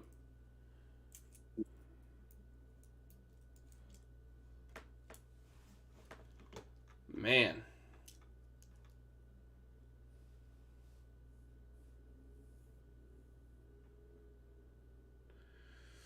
And not going to get much. John, at this point, a Vipers score would not help you much. So for St. Louis to make it, at this point, they need to put up 24 points, which is still a 3-possession game. Because the real possible way at this point, 28-27, Vegas is 24 points away from that. You can get 9 points of possession. So it's a 3-possession game.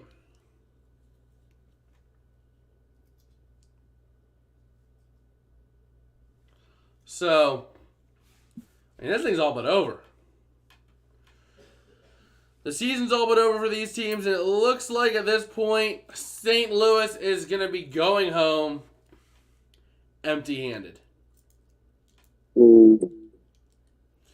We're at the 2-minute warning. 28-3 is our score.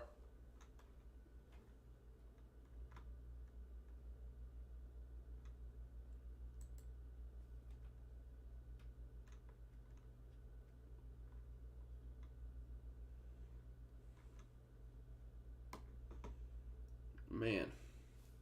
Bryce Thompson. Seattle needs to score 34 to make the playoffs.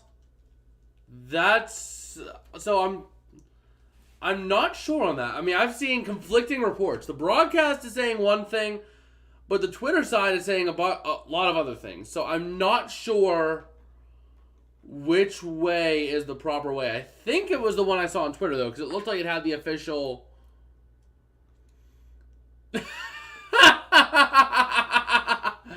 Oh, I forgot I follow this account. But anyway, yeah, I think I saw something on Twitter. Let me see if I can find it here. Let me see if I can find it here.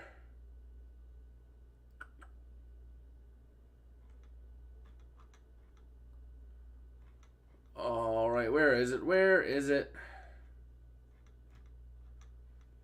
So I saw something online where it was like, oh, we need to see like 10 potential scores or a Seattle win or a Vegas win for St. Louis to make it. Let me find it here. Where was it? I can't find it.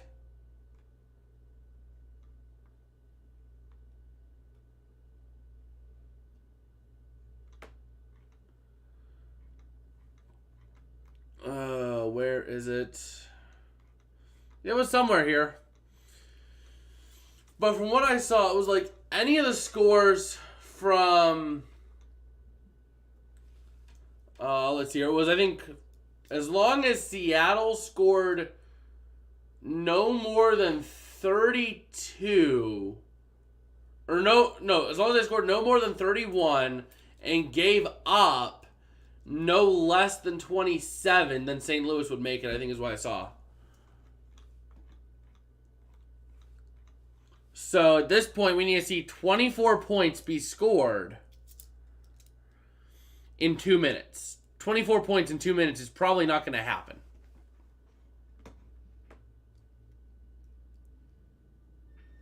It's possible, but probably not.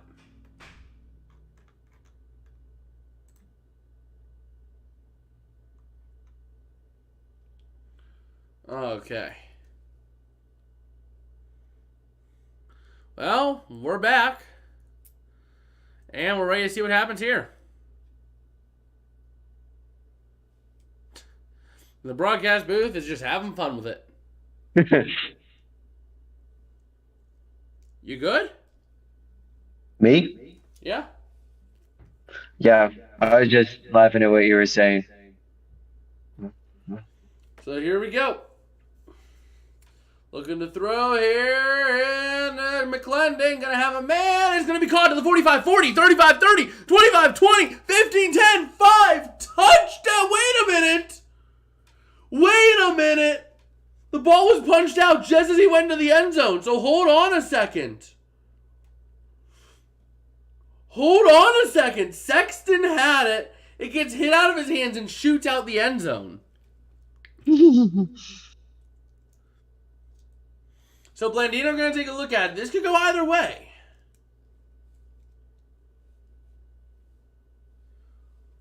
Let's see. It is punched out there at the 1. It's punched out at the 1, so no touchdown for Vegas. Damn, what a shame. Oh, man.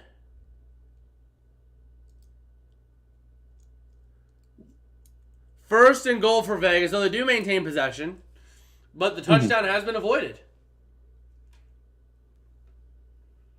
Oh, man.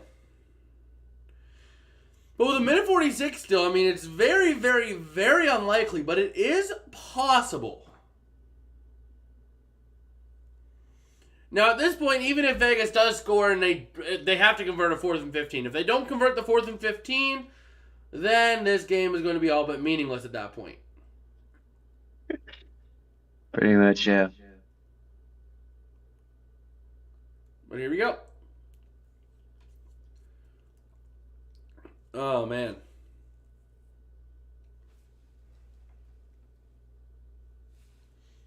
So here we are. Mikey, the Saints fan for life, saying, who makes the playoffs if Sea Dragons win? Well, that's exactly what we're talking about. So right now, the way things are, the Sea Dragons make the playoffs with a win so long as they score at least 32 points or they give up less than 27. So right now, if it ends right this second at this score, Seattle makes it. Now, if Seattle loses or Seattle scores less than 32 but also gives up at least 27, then St. Louis makes it in based off a point differential. So that's what we're looking at right now. It is a close situation. Vegas needs to score 24 more points to put St. Louis in the playoffs. And they have 1:46 to do it. Not impossible, but it's not likely. So we'll see what happens here. Looking to run up the middle, and they're going to get the touchdown. So 28-9, they need 16 points still. So here we go.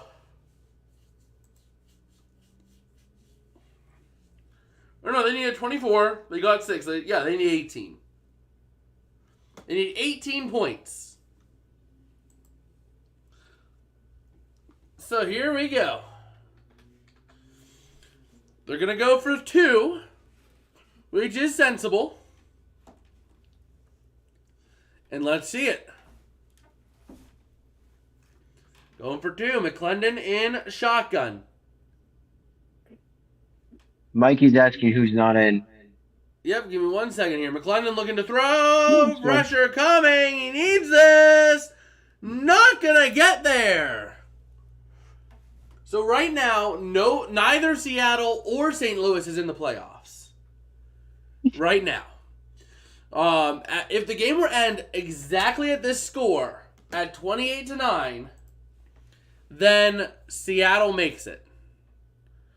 But if Vegas manages to score 18 points in the next 93 seconds, then St. Louis makes it in.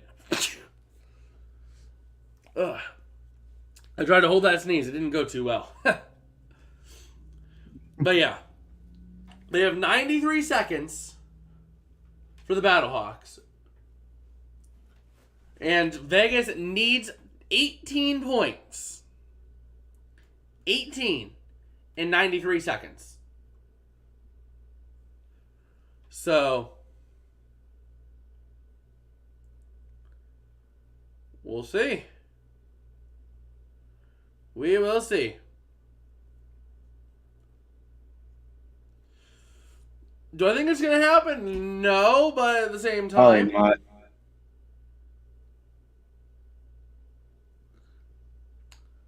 How's your favorite two? Yeah, we don't need to bring that up, John.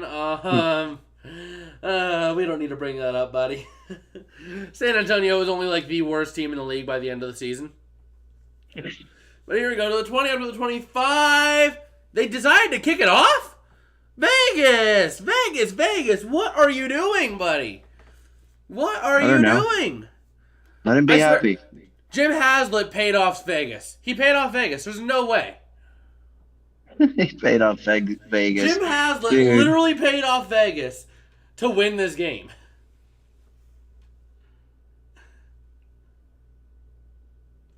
Ugh.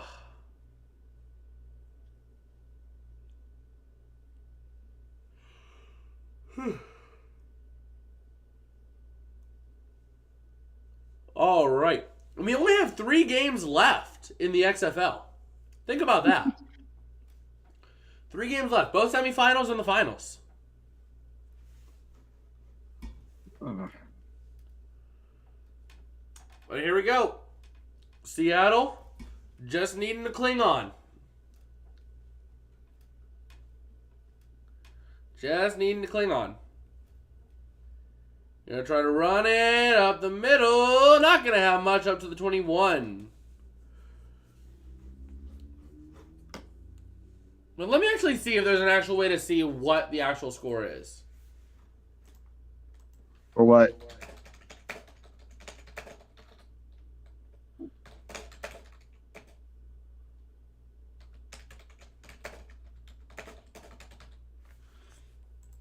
I want to see if there's an actual official. I'm thinking there should Is be. it 34? Is it 34 or is it the other one I'm seeing? Lindsay trying to run out the middle here. It might not even make a difference. This is more painful than watching my Jets miss the playoffs after a 7-4 start. Yeah.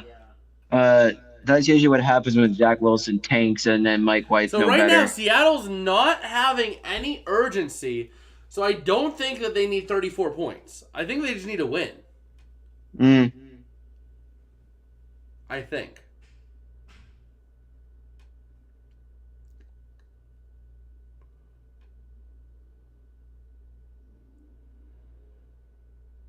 If I'm not mistaken. It doesn't look like it. Lindsay gonna run up the middle, and yeah, that's the end of the game. Final, the under hit, 28 to 9, and that should put Seattle in the playoffs, if I'm not mistaken. If I'm not mistaken. We're waiting to figure it out now. Oh, man. And here we go. Let's see. Who made it? Who made it? I think Seattle made it. That's the thing. That there's two different ways. Like, there's two things that they, like... I don't know. I think Seattle made the playoffs. I think. I'm waiting for them to go to the actual... Yeah, so Seattle did make it. Seattle did clinch it, and Seattle is going to take on DC next Sunday. But yeah, I think that's about going to do it for us because I have to get a couple of things done for statistics so that you guys can vote on who players of the year are, MVP, all that fun stuff, and not to mention XFL Week 10 Player of the Week. And I guess at that, we'll see you guys later. Sorry, John, about the Battlehawks. You know, the Battlehawks really probably were the better team. But, unfortunately, it's just how the cookie crumbles, you know? But I guess we'll see you guys later. Hopefully this Thursday night for the draft. And I guess we'll see you then. Peace out. Guys.